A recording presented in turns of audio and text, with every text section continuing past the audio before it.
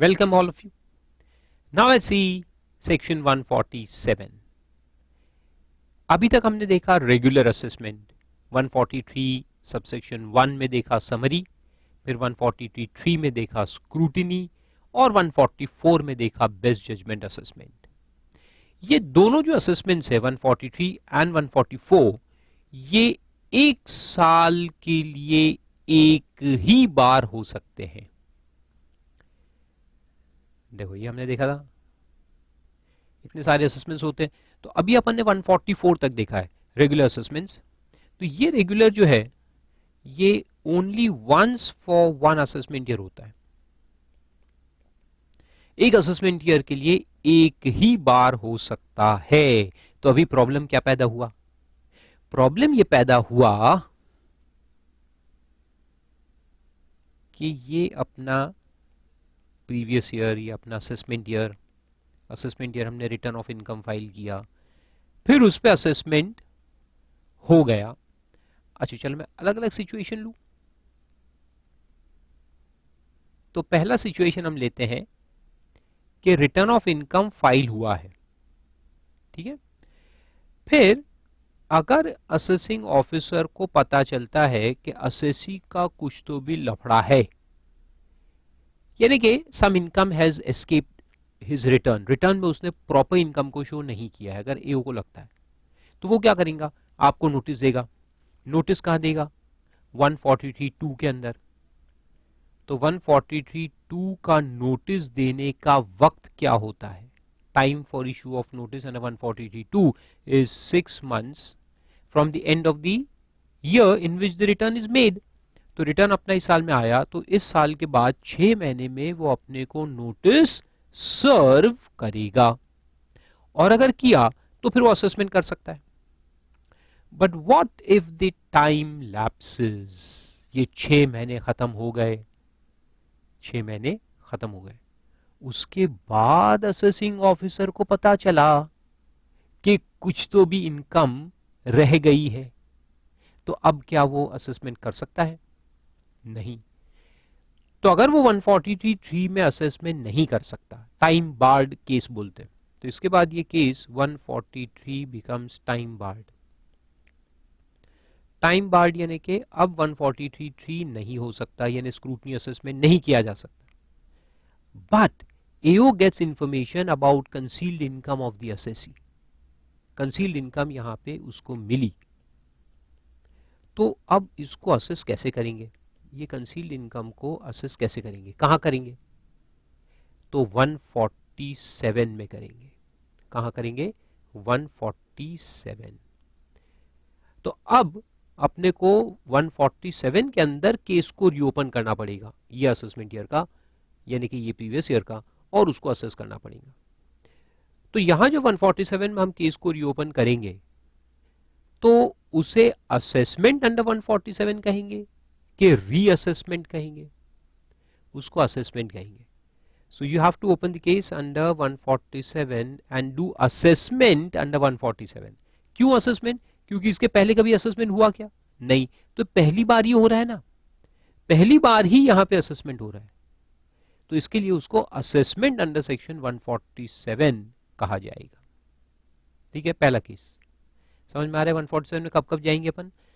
Assessee ने return file किया है, बिल्कुल रिटर्न फाइल हुआ है, टाइम लिमिट फॉर 143(2) लैप्स हो गया, नोटिस देने का टाइम लैप्स हो गया, और उसके बाद कंसील्ड इनकम का पता चलता है, तो 143 टाइम बार हो चुका है, अब ये इशू हो नहीं सकता। अब ये अगर नोटिस ही इशू नहीं हो सकता तो असेसमेंट भी नहीं हो सकता, तो इसलिए हम कहते हैं time barred. So if regular assessment has become time barred and concealed income comes into the notice of the assessing officer, then he will have to open the case under 147, ठीक है, and not 143, क्योंकि 143 time बार हो चुका है। दूसरा case देखते हैं। दूसरा केस ऐसा है कि प्रीवियस ईयर था अपना, फिर असेसमेंट ईयर था। असेसमेंट ईयर में अपन ने रिटर्न ऑफ इनकम भरा ही नहीं है, no return of income has been filed. अगर आप रिटर्न भरते ही नहीं हो तो फिर असेसमेंट कहां पे होगा? 144 में हो सकता है, बेस्ट जजमेंट हो सकता है ना। लेकिन बेस्ट जजमेंट असेसमेंट का भी एक टाइम होता है, जो टाइम अभी हमने देखा नहीं है, वो अपन 153 में देखेंगे. There is a time within which this assessment has to be done.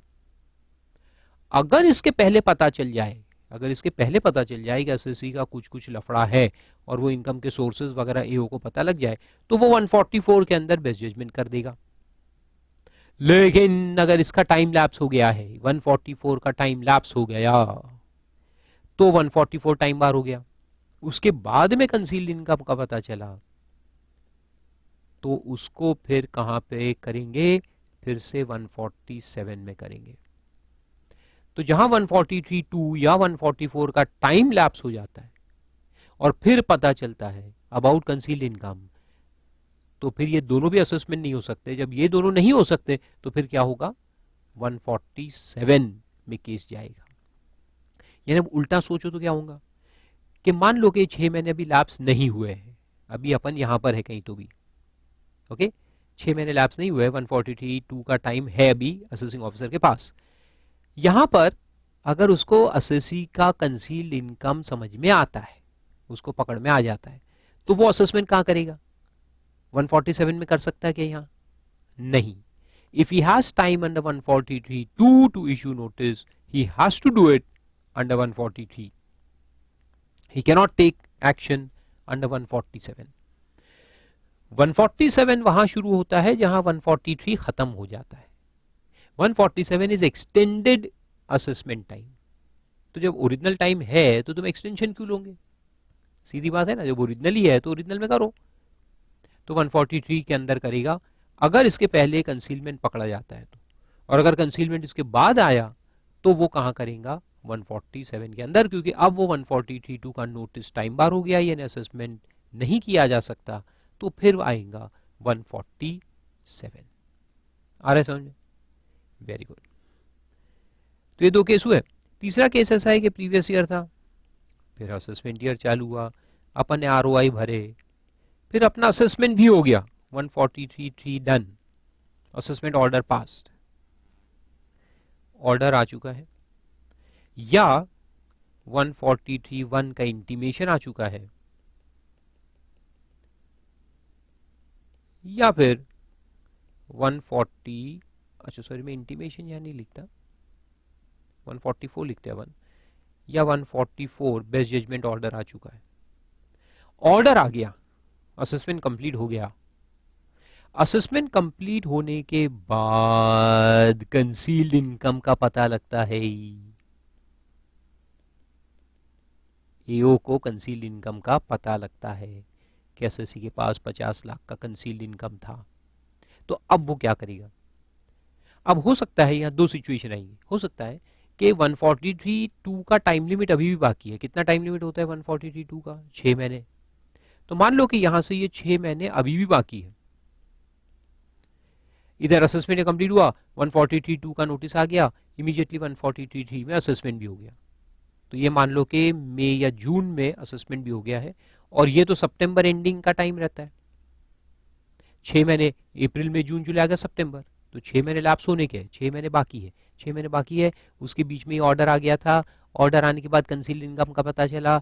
जब कंसील्ड इनकम का पता चला तो 6 महीने अभी भी बाकी है, अभी भी बाकी है, लैप्स नहीं हुए हैं. तो अब क्या करेगा, क्या करेगा असेसिंग ऑफिसर, क्या वो नोटिस देगा 143(2) के अंदर के 147 के अंदर टाइम बाकी है, वक्त बाकी है. तो अब वो क्या करेगा, will he give you notice under 143(2)?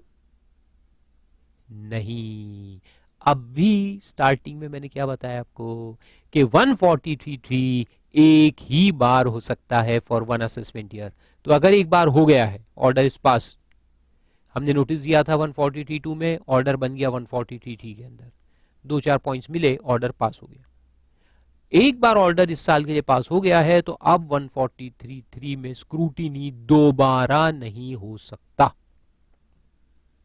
तो अब अगर कंसील इनकम का पता चला, तो चाहे 6 महीने लैप्स हो गए हो या चाहे ना हुए हो, एक्शन जो है वो 147 के अंदर ही लेना पड़ेगा. That is the only option. 143(3) is out of question. आया समझ में. तो एक सिचुएशन ऐसी है कि रिटर्न भरा है, असेसमेंट किया ही नहीं, असेसमेंट किया ही नहीं है, लेकिन टाइम नोटिस देने का लैप्स हो गया, तो उसके बाद 143 हो नहीं सकता, और अगर कंसील्ड इनकम का पता चला तो कहां लेंगे, 147 में लेंगे। तो ये जो पहले दोनों केस थे, इसमें देखो पहले कोई असेसमेंट हुआ नहीं था, ना तो 143 हुआ है ना 144 हुआ है, कुछ भी नहीं हुआ है, टाइम लैप्स हो गया, टाइम लैप्स हो गया, उसके बाद कंसील्ड इनकम का पता चला तो उसको 147 में लेंगे, और उसको क्या बोलेंगे, असेसमेंट अंडर 147, इसको भी क्या बोलेंगे, असेसमेंट अंडर 147।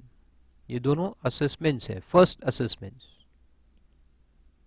लेकिन अभी तीसरा केस जो है वो क्या है, 143 ऑर्डर ऑलरेडी आ चुका है या 144 आ चुका है, और फिर कंसील्ड इनकम जब पता चलती है तो उसको अपन बोलेंगे रीअसेसमेंट, रीअसेसमेंट अंडर सेक्शन 147। ये टेक्निकल वर्ड्स है, समझते जाओ।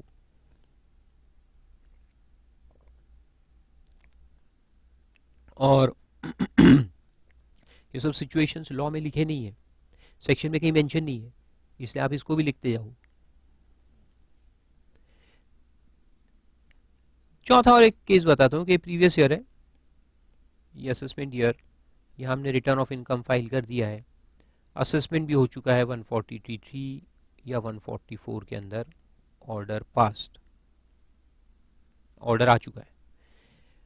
उसके बाद पता चलता है कि असेसी ने एक्सेसिव डिडक्शंस क्लेम किए हैं, excessive deductions, losses, allowances claim करके रखे हैं, यानी इनकम तो बराबर असेस हुई है, there is no concealed income, but you have claimed excessive deductions, losses etcetera. ये पता चला बाद में, ऑर्डर पास होने के बाद। तो अब क्या करेंगे, अब फिर से वही ऑप्शन है 147 में केस को रीओपन करेंगे, फिर से ऑप्शन एक ही है 147, और यहां इसको क्या बोलेंगे, यहां इसको बोलेंगे रिकम्प्यूटेशन ऑफ डिडक्शन, लॉसेस एक्सेट्रा। तो इसको रिकम्प्यूटेशन कहते हैं। इनकम तो वही है जो इनकम आपने दिखाया था रिटर्न में, जो यहां से हुई, इनकम में कोई इंक्रीज नहीं है, इनकम बराबर है, एक्सेसिव डिडक्शंस हुए थे तो वो अपन माइनस करेंगे, और वो माइनस करेंगे तो जो टैक्सेबल इनकम है, नेट टैक्सेबल इनकम, वो बढ़ेगा, और फिर उस पर टैक्स वसूल करेंगे, तो उसको बोलते हैं रिकम्प्यूटेशन। आए समझ में? तो इतने सिचुएशंस है जहां पर 147 में हम केस रीओपन करेंगे। चलो पढ़ते अपन क्या लिखा है, उसका टाइमिंग समझ में आया आपको, ये चार्ट्स मैंने सिर्फ टाइमिंग के लिए बताए थे। अब क्या सब्जेक्ट मैटर होता है 147 के अंदर, तो वो अपन चेक करते हैं। तो आ जाओ 147 में। अच्छा, इसका एक प्रोसीजर भी ब्रीफ में आपको समझा दूं कि 147 किया कैसे जाता है। देखो, तो अब ये आपका प्रीवियस ईयर था, ये असेसमेंट ईयर हुआ, रिटर्न ऑफ इनकम भरा नहीं भरा जो भी है, ऑर्डर पास हो गया है। अब 147 में केस को रीओपन करना है, कंसील्ड इनकम पकड़ी गई है, तो उसका करेंगे क्या। देखो, सबसे पहले नोटिस जाता है, first thing is notice under section 148। किस चीज का notice, to file ROI for the relevant assessment year. Relevant यानी जिस साल का इनकम एस्केप हुआ है उस साल का रिटर्न बुलाया जाएगा वापस से। आप कहेंगे सर रिटर्न क्यों, रिटर्न तो ये भरा हुआ है इसने यहाँ। अरे लेकिन ये रिटर्न तो टाइम बार हो चुका है ना, इस पे तो असेसमेंट नहीं हो सकता। ये रिटर्न पुराना है, इसमें ये तो टाइम बार हो चुका है, क्योंकि असेसमेंट ईयर के बाद 6 महीने लैप्स हो गए, तो ये रिटर्न पे असेसमेंट हो नहीं सकता। तो इसलिए दोबारा से एक नया रिटर्न बुलाया जाएगा फॉर द असेसमेंट ईयर। तो यहां असेसिंग ऑफिसर नोटिस देगा कि हमें आपकी कंसील्ड इनकम मिली है, तो आप आपका रिटर्न दोबारा से फाइल कीजिए। रिटर्न का फॉर्म सेम रहता है जैसे हमने देखा था पहले, form of return is same, उसमें टिक मार्क करना पड़ेगा that this is return under section in response to notice of 148। वो टिक मार्क आपको करके रिटर्न फाइल कर देना है। ठीक है, तो रिटर्न 148 में, सॉरी 148 में पहले नोटिस देंगे, notice to file return. Notice देने का जो टाइम होता है time bar for notice is given under section 149. तो 149 कहता है कि एक टाइम बार है, इसके बाद आप नोटिस इशू नहीं कर सकते. There is a limitation of time. So that time bar, या उसको लिमिटेशन ऑफ टाइम भी कहते हैं, वो दिया है 149 के अंदर. वो अपन पढ़ेंगे. तो 148 भी अपने को देखना है, 149 भी देखना है. ठीक है. तो 149 में अपन टाइम लिमिट के ऊपर कितना बार है वो देखेंगे कि कितने मैक्सिमम टाइम तक आप रिटर्न भर सकते हो. फिर एक रहता है अप्रूवल ऑफ नोटिस. तो अप्रूवल ऑफ नोटिस अपन देखेंगे कि कौन अप्रूव करेगा इस नोटिस को. एंड जो अप्रूवल है तो वो आ जाएगा. अप्रूवल नोटिस का आ गया तो फिर नोटिस इशू हो जाएगा. नोटिस इशू होने के बाद SSC return of income file करेगा. रिटर्न ऑफ इनकम फाइल होने के बाद फिर अपन असेसमेंट करेंगे. तो ये जो असेसमेंट है, या रीअसेसमेंट बोलो उसको, या रिकम्प्यूटेशन ऑफ इनकम बोलो, ऑफ लॉसेस एक्सेट्रा, ये जो किया जाएगा. अब देखो इंटरेस्टिंग बात, ये जो असेसमेंट करेंगे अपन, इसमें कौन से सेक्शंस को यूज करेंगे. द पावर ऑफ असेसमेंट जो है वो है by using section 143 or 144 and inquiries under 142. तो ये जो तीन सेक्शन है, 142 हमने देखा था इंक्वायरी बिफोर असेसमेंट, तो यहां भी इंक्वायरी करने की जरूरत पड़ेगी. तो 142 के ही पावर्स के अंदर यहां पर भी इंक्वायरी होगी, directly from the assessee subsection 1 या फ्रॉम अदर्स सबसेक्शन 2, या फिर ऑडिट ऑफ अकाउंट्स 142(2)(a). तो 142 के जो पावर्स ऑफ इंक्वायरी है वो यहां पर भी 147 के अंदर भी लगेंगे. दूसरी बात कि असेसमेंट के जो पावर्स है, स्क्रूटिनी करने का जो पावर है या समरी करने का जो पावर है, रेक्टिफिकेशन ऑफ मिस्टेक्स वगैरह, वो 143 में दिया है. एक तो रिटर्न को करने का और बाद में स्क्रूटनी करने का.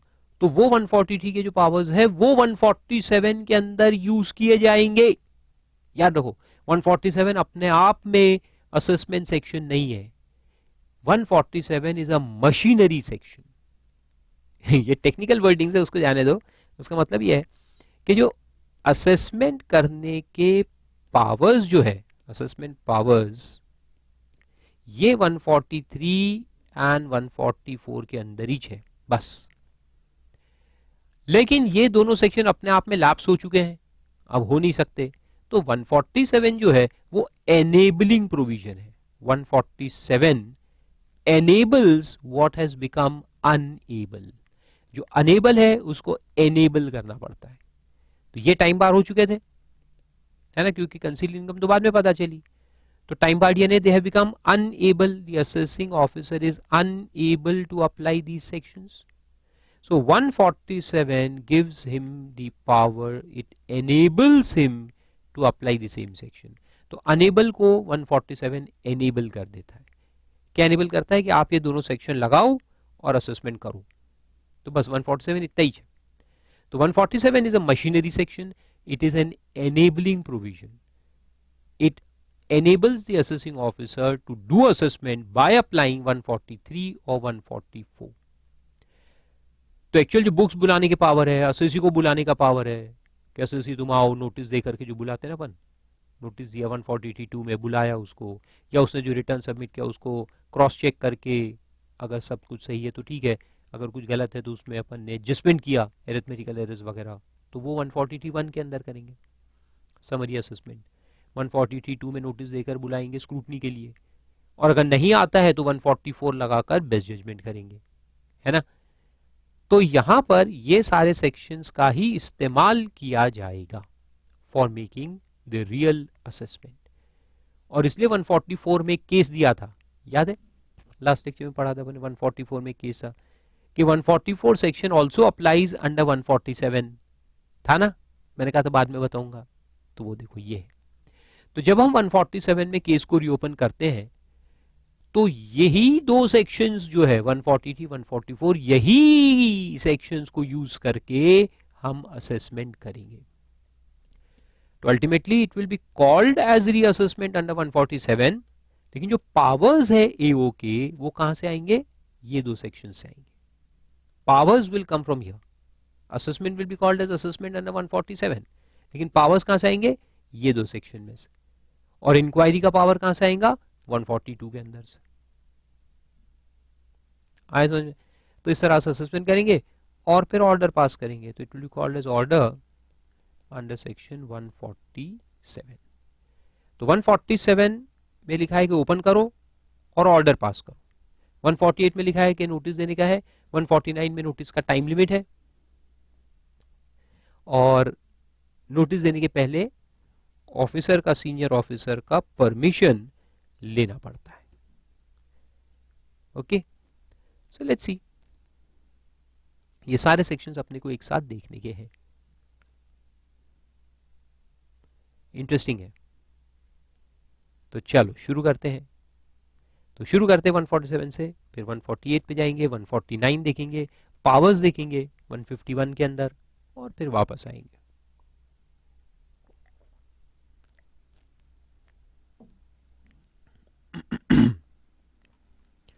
तो देखो क्या कहता है. इफ द एओ, अब एक एक वर्ड पे ध्यान देने का है, has reason to believe. Believe यानी यकीन या विश्वास होना चाहिए. रीजन यानी वजह, रीजन यानी वजह, यकीन की वजह होनी चाहिए.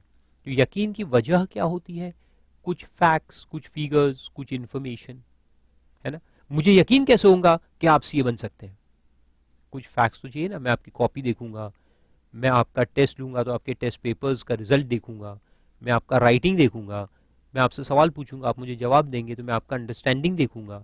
तो ये सब चीजों को देखते हुए फिर मैं बिलीव कर सकूंगा कि yes you can become chartered accountant, right.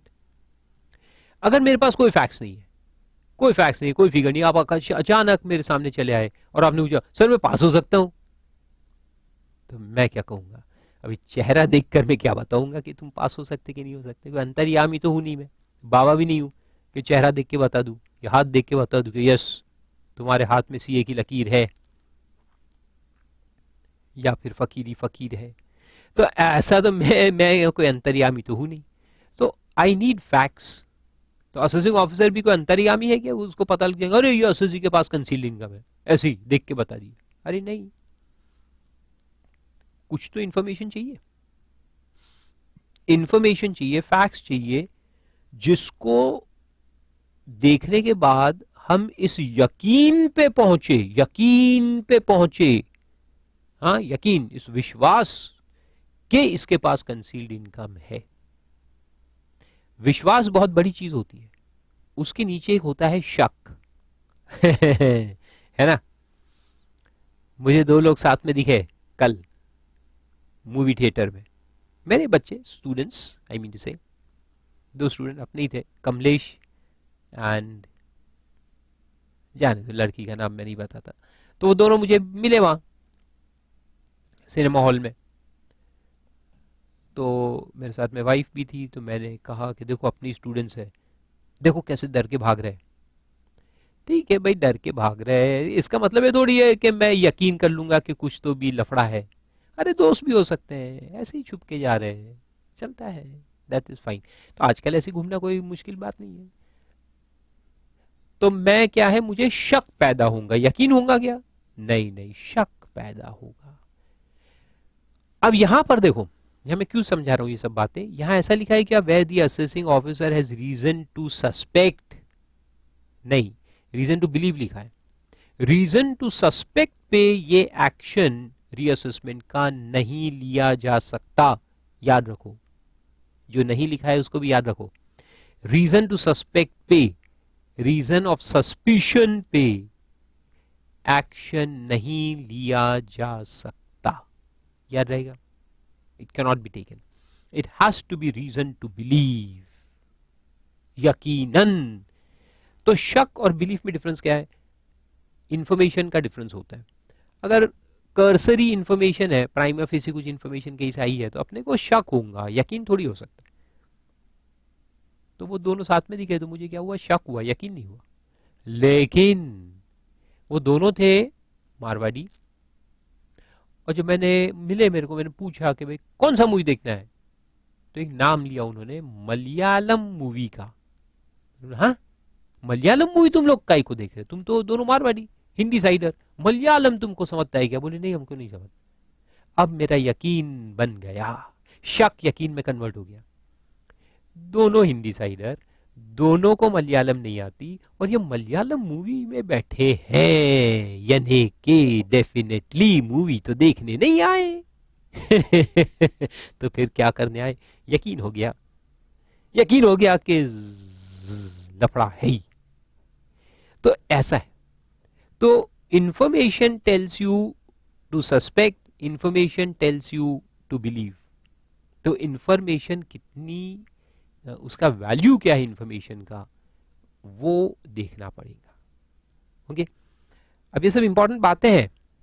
Example तो ठीक है मेरे जो है वो आपको याद रखने के लिए रहते हैं फॉर लॉन्ग टर्म, लेकिन चलो एक एक्चुअल एग्जाम्पल दे दूं कि बैंक से इंफॉर्मेशन मिली असेसिंग ऑफिसर को कि फारूक हक नाम से एक फिक्स डिपॉजिट है 15 करोड़ का, 15 करोड़ का एक फिक्स डिपॉजिट एक फारूक हक नाम से दिख रहा है एक बैंक में।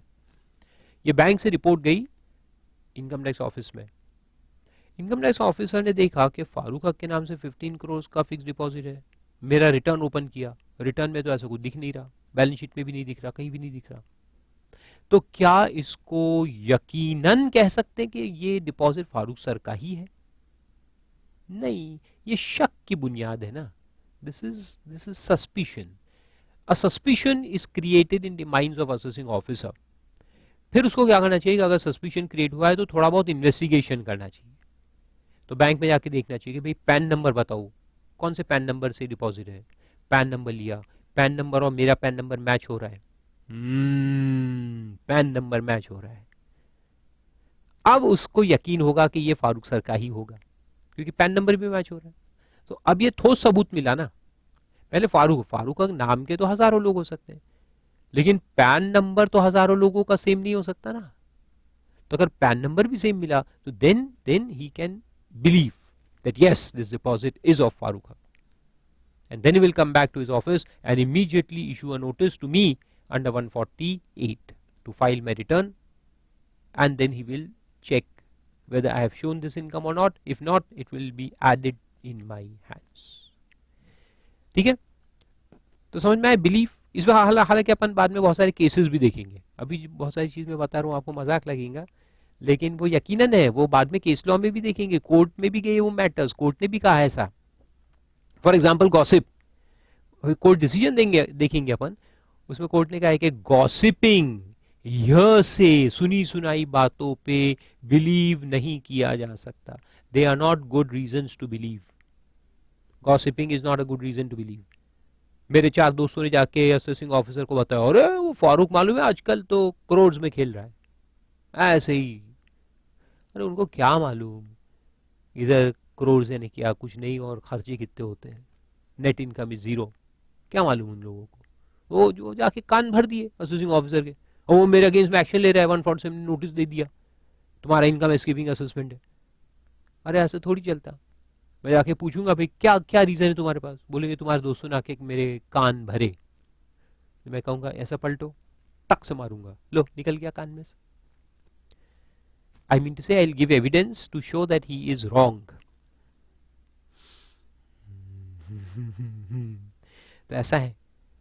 तो रीजन टू बिलीव जो वर्ड है ये सबसे इंपॉर्टेंट वर्ड है ये पूरे सेक्शन में, और ये मोस्ट लिटिगेटेड पॉइंट है, क्योंकि जब भी 147 में कोई एक्शन लिया जाता है एसएससी के अगेंस्ट, तो एसएससी जो अपील करता है तो इसी पॉइंट पे करता है कि असेसिंग ऑफिसर के पास रीजन टू बिलीव नहीं था, और अगर इतना हम प्रूव कर दे तो हम केस जीत जाते हैं।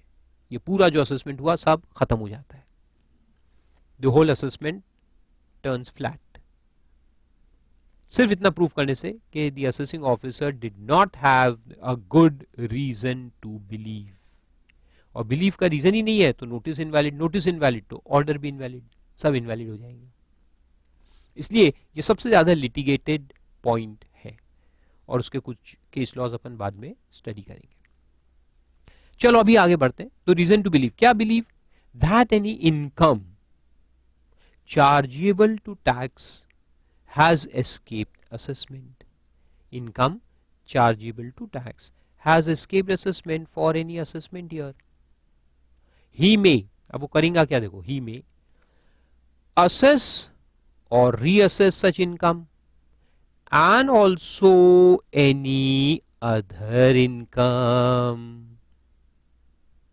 इसको अंडरलाइन कर लो, समझाऊंगा अभी मैं क्या है ये सच इनकम। ये जो यहां शक का सॉरी बिलीफ जो मिला, जो इंफॉर्मेशन मिली, इंफॉर्मेशन ये इनकम के बारे में मिली है जिसपे उसका बिलीफ है कि ये एस्केप्ड है, तो वो इनकम को तो असेस करेंगे ही करेंगे। जैसे बैंक डिपॉजिट 15 करोड़ का, तो उसको तो असेस करेंगे ही करेंगे। लेकिन क्या होता है कि जब केस ओपन होता है, ऐसा कहते हैं ना, बात निकलेगी तो दूर तलक जाएगी। बात बंद थी तो कोई नहीं जानता था, निकली तो दूर तक जाएगी। बात निकली तो, है ना, अगर अपन बॉक्स ओपन, पेंडोरास बॉक्स बोलते हैं ना, खोलेंगे एक चीज निकालने के लिए तो वहां तो हजारों चीज निकल के आती है। तो ऐसे ही यहां पर भी होगा कि उसने जब मेरा केस रीओपन किया, और यहां बहुत इंटरेस्टिंग ये डिस्कशन में करने वाला हूं अभी, इसको याद रखो, कि जब उसने केस रीओपन कर ही दिया डिपॉजिट को लेकर के कि 15 करोड़ का डिपॉजिट फारूक के बैलेंस शीट में दिख रहा है कि नहीं दिख रहा है, चलो ओपन करते हैं। तो ओपन किया, जब ओपन किया तो उसने मुझे को बुलाया, मैं गया तो पूछता है कि तुम्हारा है क्या 15 करोड़ का डिपॉजिट? मैंने कहा साहब क्या है, मेरा ही है, क्या करते? अच्छा और कहाँ है? मैंने साहब ये तो एसबीआई का था, बाकी बैंक ऑफ इंडिया का एक थोड़ा सा है 12 करोड़ का।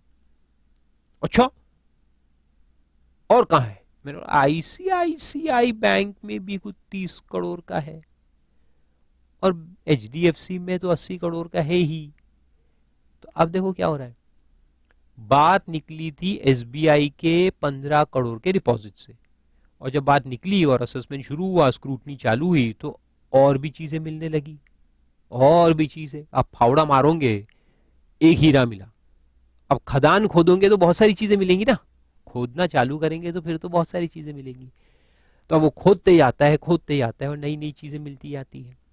सवाल ये पैदा हुआ, बहुत इंपॉर्टेंट सवाल है, ये पैदा हुआ कि ये बाकी चीजें जो मिल रही है, शोइंग मोर इनकम, क्या इसको भी असेस किया जा सकता है? क्या इसको भी असेस किया जा सकता है? यानी कि सवाल यह है इन लॉ लैंग्वेज कि ये जो असेसमेंट यहां ओपन होगा, will it be restricted to the information on which the reason to believe was formed? जो इंफॉर्मेशन मिली जिस पे रीजन बना बिलीव करने का, सिर्फ उस इनकम पे रोका जाएगा असेसमेंट को, या और भी इनकम ली जाएगी असेसमेंट के अंदर? एनीथिंग विच में अराइज उसको भी लेंगे। तो यहां लिखा है एंड ऑल्सो, आंसर देखो क्या लिखा है, and also any other income. Any other income को भी ले सकते हैं, डेडली केस है, देखो एनी अदर इनकम को भी ले सकते हैं। तो ये सारे जो दूसरे डिपॉजिट्स निकल के आ रहे हैं स्क्रूटनी के अंदर, सबको इनकम में लिया जाएगा, सबको, not restricted to that one deposit. Chargeable to tax has escaped assessment, तो और भी कुछ इनकम से जो एस्केप हुई है और वो पता चलती है, देखो, which comes to his notice subsequently in the course of proceedings under this section। यानी जब प्रोसीडिंग चालू है तो प्रोसीडिंग चालू होने के बाद और भी इनकम नजर आएगी तो उसको भी वो ले सकता है। लेकिन यहां पर एक क्वेश्चन मार्क डालो, एक बहुत इंपॉर्टेंट पॉइंट है कि ये अदर इनकम कौन सी, कितनी, कुछ भी, या रिलेटेड टू द इन्वेस्टिगेशन? जिस मैटर को लेकर इन्वेस्टिगेशन शुरू हुआ है उस इन्वेस्टिगेशन में और भी कुछ चीजें नजर आएंगी तो उसको ले सकते हैं, या वो कहीं भी इन्वेस्टिगेशन खोल सकता है। लाइक अभी डिपॉजिट को लेकर इन्वेस्टिगेशन खुला है, तो डिपॉजिट को लेकर जो इन्वेस्टिगेशन हो रहा है उसमें और भी चीजें कवर होंगी, और भी डिपॉजिट नजर आएंगे, तो सिर्फ उसको लेंगे, या वो मेरे एडवर्टाइजमेंट एक्सपेंस के भी ऊपर भी क्वेश्चन कर सकता है। कि भैया तुम्हारा एडवर्टाइजमेंट एक्सपेंस है उतना, काई का हुआ, क्या हुआ बताओ, सैलरी टू स्टाफ क्या है, किसको दिया बताओ, रेंट किसको दिया वो भी बताओ. So can he go into any aspect of my business or restrict himself to the inquiry which was started? ये सवाल पैदा हुआ. स्कोप क्या है, स्कोप ऑफ असेसमेंट क्या है? तो कोर्ट का कहना है, या सुन लो अच्छे से, कोर्ट का कहना है कि ये जो 147 असेसमेंट होता है ये हमेशा this is limited scrutiny assessment. It is limited scrutiny and not comprehensive. ये कॉम्प्रिहेंसिव नहीं है, नहीं है, बिल्कुल नहीं है. यानी असेसिंग ऑफिसर को गद्दा खोदने का राइट नहीं है. उसको कहते हैं फिशिंग इंक्वायरी. फिशिंग इंक्वायरी यानी कि कोई भी चीज में इंक्वायरी करो, कोई भी चीज में इंक्वायरी करते जाओ, कहीं तो कुछ निकल के आएगा. फिशिंग इंक्वायरी का मतलब क्या होता है? How the name comes fishing. Fishing करने गए कभी आप, पानी में मछली कहीं नहीं दिख रही, पानी मैला होता है, तो अपन यहाँ रॉड डालेंगे, यानी वो हुक, उसमें रोटी फंसा के, तो अगर फिश वहां आएगी तो वो हुक को हिलाएगी, तो अपने को समझ में आएगा कि अरे यहाँ फिश है, फिर अपन खींच लेंगे और मछली को पकड़ लेंगे, पकड़ में आ जाएंगे. नहीं तो अपन यहाँ डालेंगे, फिर बैठे रहेंगे 5 मिनट, कुछ नहीं हुआ उधर डालेंगे, कुछ नहीं हुआ इधर डालेंगे, कुछ नहीं हुआ उधर डालेंगे, यानी अपने को मालूम नहीं है कि अंदर में मछली कहाँ है. ऐसी टेस्टिंग कर रहे हैं कि कहीं तो मिल जाए, उसको कहते हैं फिशिंग इंक्वायरी. तो क्या एओ यहां पर फिशिंग इंक्वायरी कर सकता है कि एडवर्टाइजमेंट भी खोल लिया, सैलरी भी खोल लिया, ये भी खोल लिया, वो हजारों इन्वेस्टिगेशन खोल लिया, हजारों चीजों के सभी एक्सपेंस के अंदर, और साला कहीं तो कुछ मिल जाएगा? तो क्या वो ऐसा कर सकता है? जो 143(3) में कर सकता है, क्या वो 147 में कर सकता है? तो आंसर है नो. कोर्ट्स ने कहा है no, fishing inquiry can not be done. तो फिर यहां जो एनी अदर इनकम लिखा है, तो एनी अदर इनकम का स्कोप रिस्ट्रिक्टेड है. एनी अदर इनकम को इससे रिलेट करके देखना है.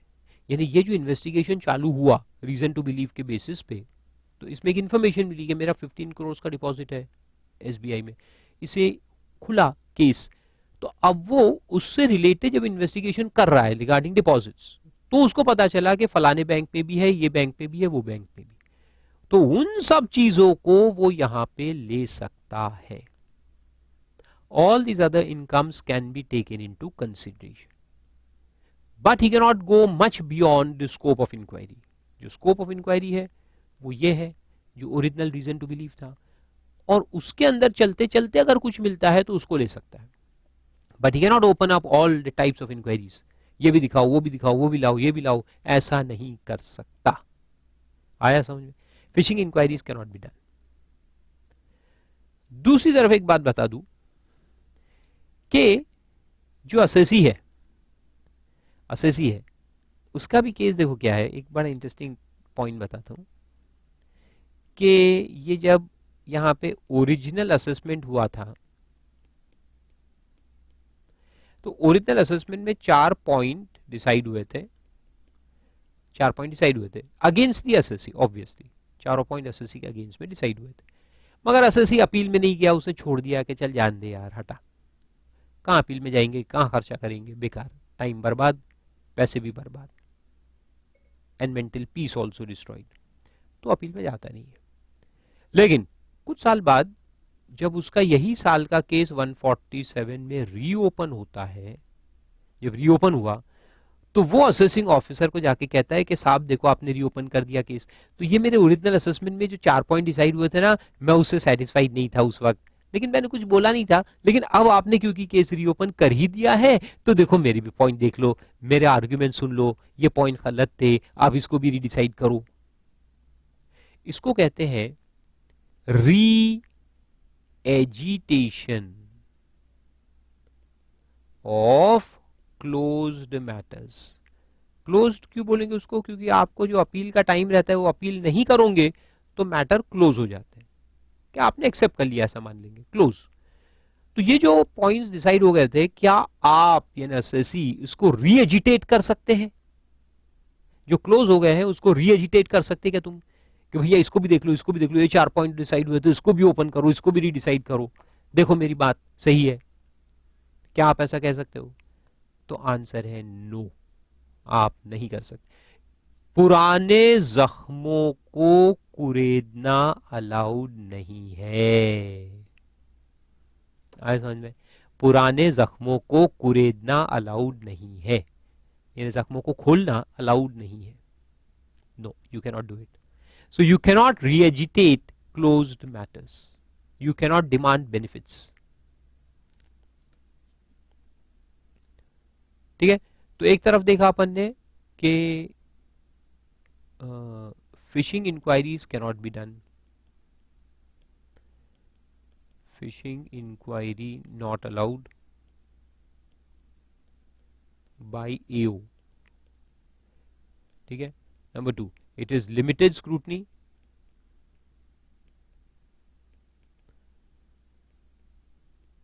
लिमिटेड स्क्रूटनी का मतलब है कि the assessing officer's powers are restricted only to those points where he had got reason to believe that income has escaped assessment. But limited है, लेकिन फिर भी उसमें लिखा है कि additional can be considered, additional income से additional points can be included if they arise from inquiry। जो ओरिजिनल इंक्वायरी शुरू हुई उसके अंदर से अगर कुछ एडिशनल पॉइंट्स आते हैं तो उसको इंक्लूड कर सकते हैं। अब यहाँ थोड़ी सी जगह छोड़ दो, मैं बताता हूँ क्या है।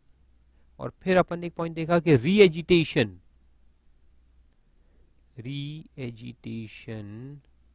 ऑफ क्लोज्ड मैटर्स कैनॉट या नॉट अलाउड, बस इतना लिखो, not allowed. Reagitation of close matters not allowed. पुराने मैटर जो क्लोज हो गए उसको रीएजिटेट नहीं कर सकते, मेरे को उसका भी बेनिफिट दे दो, उस वक्त मैं मांगना भूल गया था लेकिन अब मैं बताता हूं कि दे दो, नहीं कर सकते। अच्छा, ऊपर में फिर एक पॉइंट दिखाता हूं, तो ये लिखा है ना कि additional points can be included. Additional points को अपन इंक्लूड कर सकते हैं if they arise from inquiry.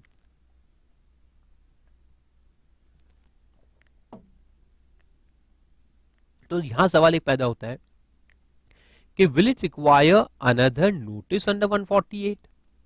क्या दोबारा नोटिस एक लगेगा 148 में अगर नए पॉइंट्स को लेना है तो फ्रेश नोटिस लगेगा, कि जो नोटिस ऑलरेडी दिया है उसके अंदर अपन इसको भी असेस कर सकते हैं। नोटिस तो दिया था हमने 15 करोड़ डिपॉजिट के लिए, तो क्या उसी के अंदर ये बाकी भी डिपॉजिट्स को लेकर के असेस कर सकते हैं, या बाकी डिपॉजिट जब पकड़े गए तो उसके लिए नया नोटिस लगेगा? ऐसा है कि नया नोटिस लगेगा क्या? तो आंसर है no, new notice not required, no new notice required. Rule ऐसा है कि जो ओरिजिनल नोटिस गया है जब तक उस पर ऑर्डर पास नहीं हो जाता तब तक आप दूसरा नोटिस दे नहीं सकते। You cannot give 2 notice for the same assessment year at one time. एक नोटिस गया है, केस रीओपन हो गया, केस जब रीओपन हो गया है तो जो भी नई इंफॉर्मेशन आती है उसको उसके अंदर आप ले सकते हो, कोई फ्रेश नोटिस की जरूरत नहीं है। और अगर फ्रेश नोटिस दोगे तो वो नोटिस इनवैलिड माना जाएगा। The fresh notice will be considered as invalid. So no new notice required. ठीक है, no fresh notice required. It can be considered, यानी fresh information can be considered in original notice itself.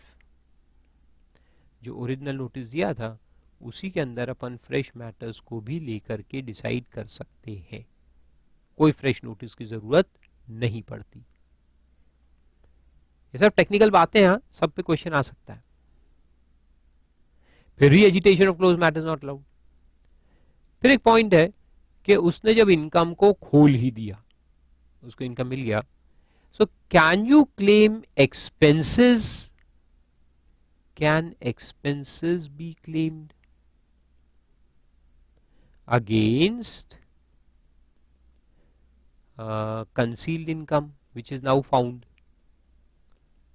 जैसे कि अपन एक जुए का अड्डा चला रहे थे, कभी डिस्क्लोज नहीं किया अपन ने इनकम टैक्स में, कैसे करेंगे? जुए का काम है, कैसे करेंगे? नहीं किया, लेकिन खर्चे पानी तो लगे रहते हैं ना उसमें भी।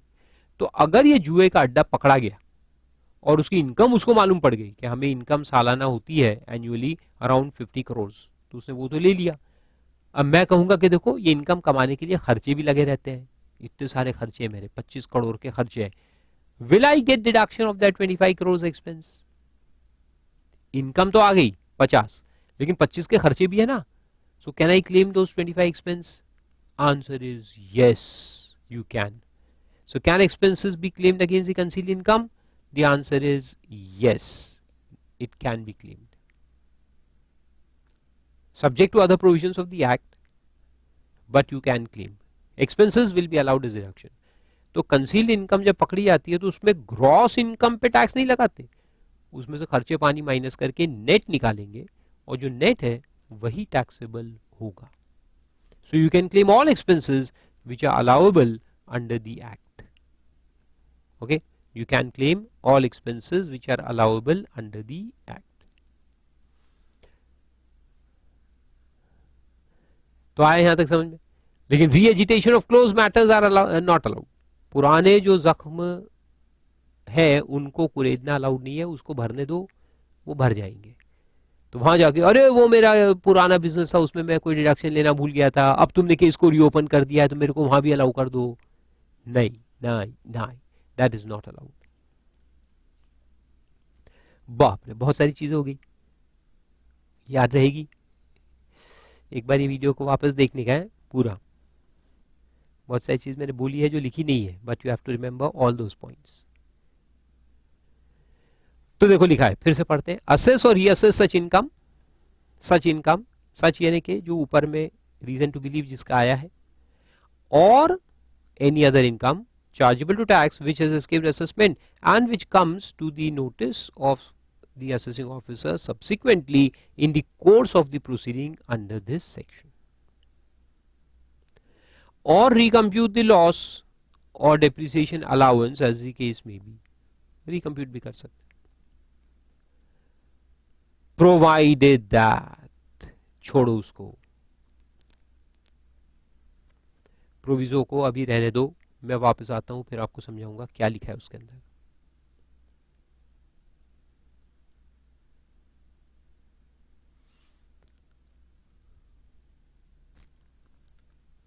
फिर सीधा आप एक्सप्लेनेशन 1 को भी छोड़ो, एक्सप्लेनेशन 2 पे आओ. तो जो इनकम एस्केपिंग असेसमेंट है वो बिल्कुल स्टार्टिंग में मैंने जो चार्ट बताया तो उसके हिसाब से देखो यहां दिया है कि for the purpose of this section the following shall also be deemed to be cases where income chargeable to tax has escaped assessment, namely when no return of income has been furnished by the assessee. उसने कोई return नहीं भरा, although his total income or total income of any other person for whom he is assessable यानी representative assessee during the year exceeded the maximum amount which is not chargeable to tax. Officer को मालूम पड़ा है कि तुम्हारा income 10 lakh यानी maximum exemption, basic exemption limit से ऊपर है, फिर भी तुमने रिटर्न नहीं भरा, तो क्या माना जाएगा? Concealment.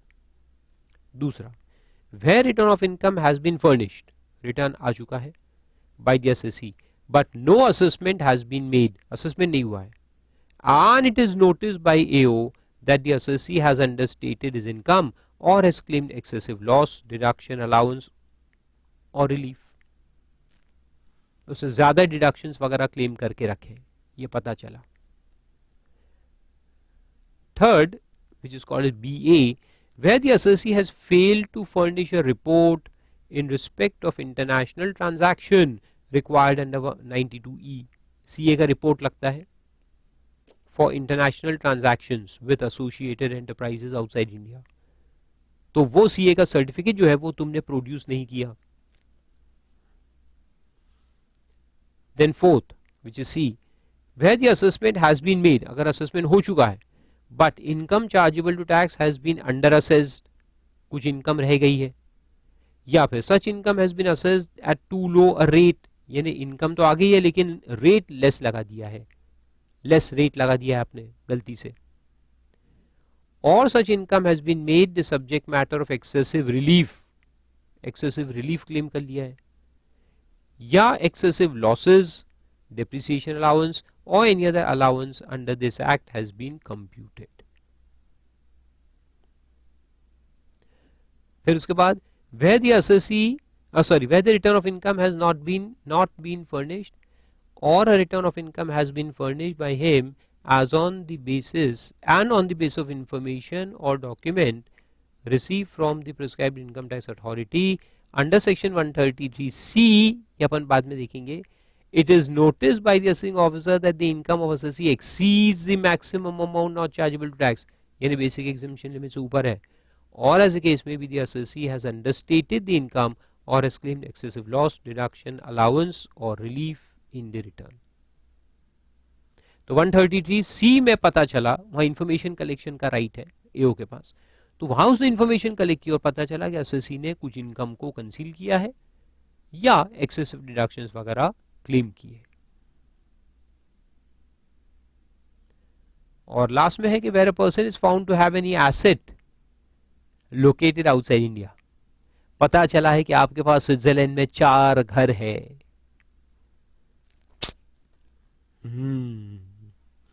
Including financial interest in any entity, यानी कि he is holding shares of foreign company.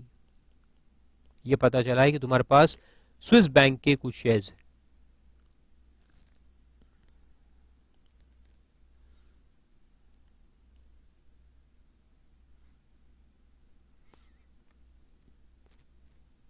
फिर जो एक्सप्लेनेशन 3 है उसको फिलहाल छोड़ दो, वो मैं बाद में कराता हूँ. टाइम लिमिट देखेंगे अपन बाद में.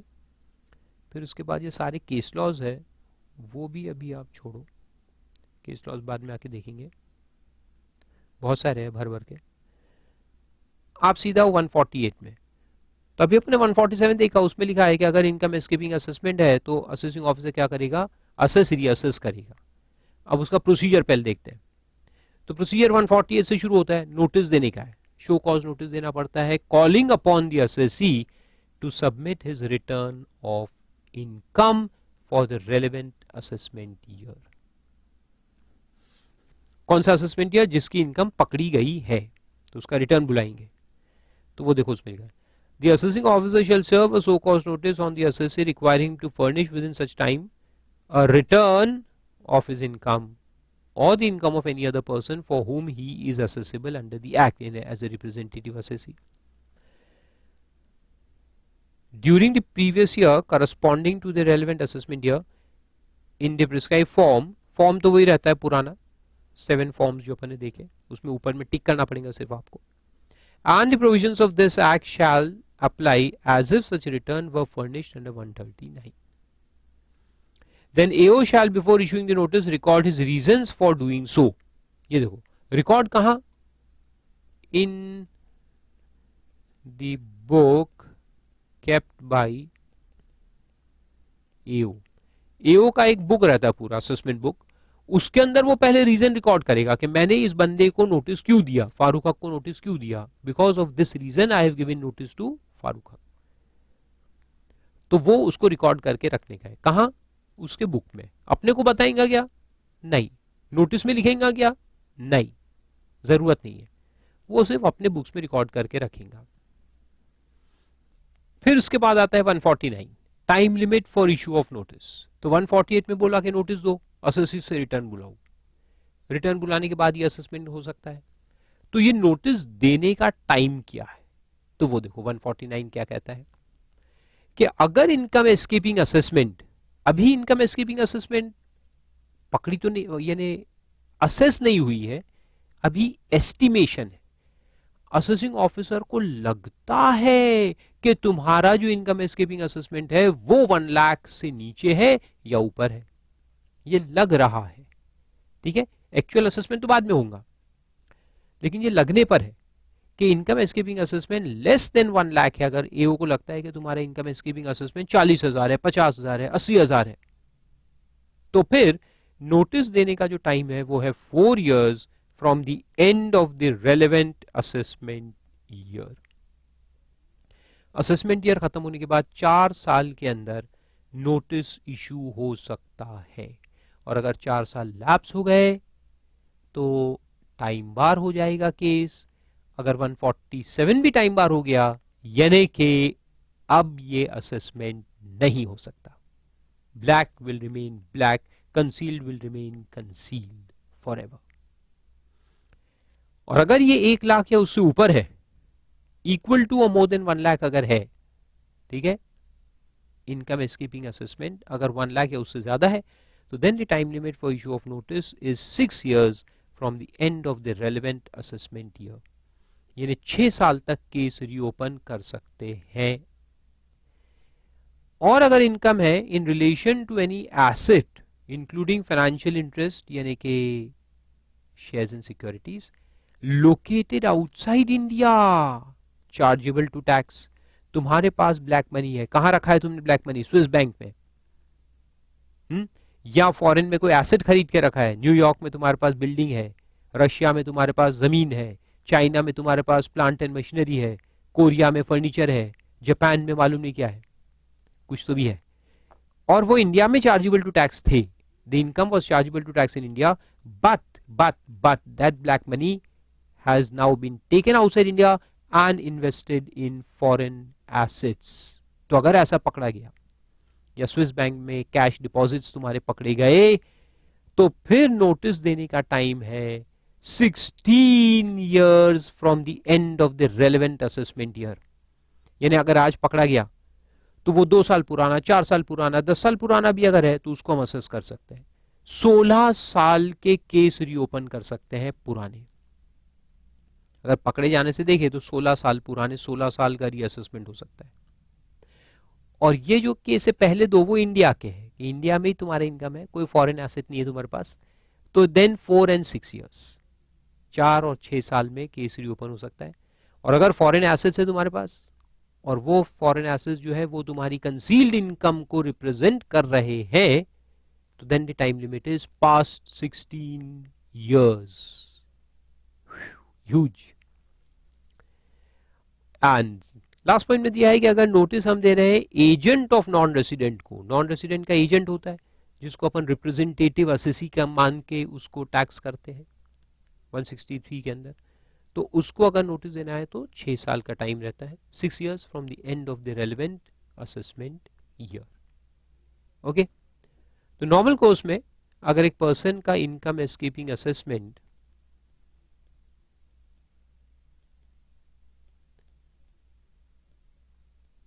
इनकम एस्केपिंग असेसमेंट है but the money is in India only, India के अंदर ही है, तो 4 and 6 years होगा.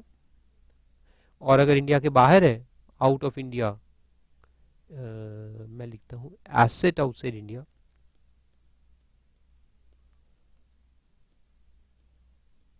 तो ये सब स्विस बैंक वगैरह को पकड़ने के लिए रहता है.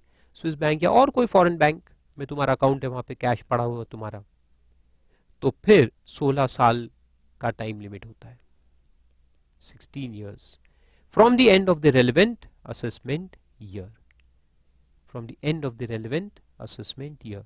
तो कैसे देखते हैं अपन, ये है लेस देन 1 लाख और 6 years है इक्वल टू और मोर देन 1 लाख.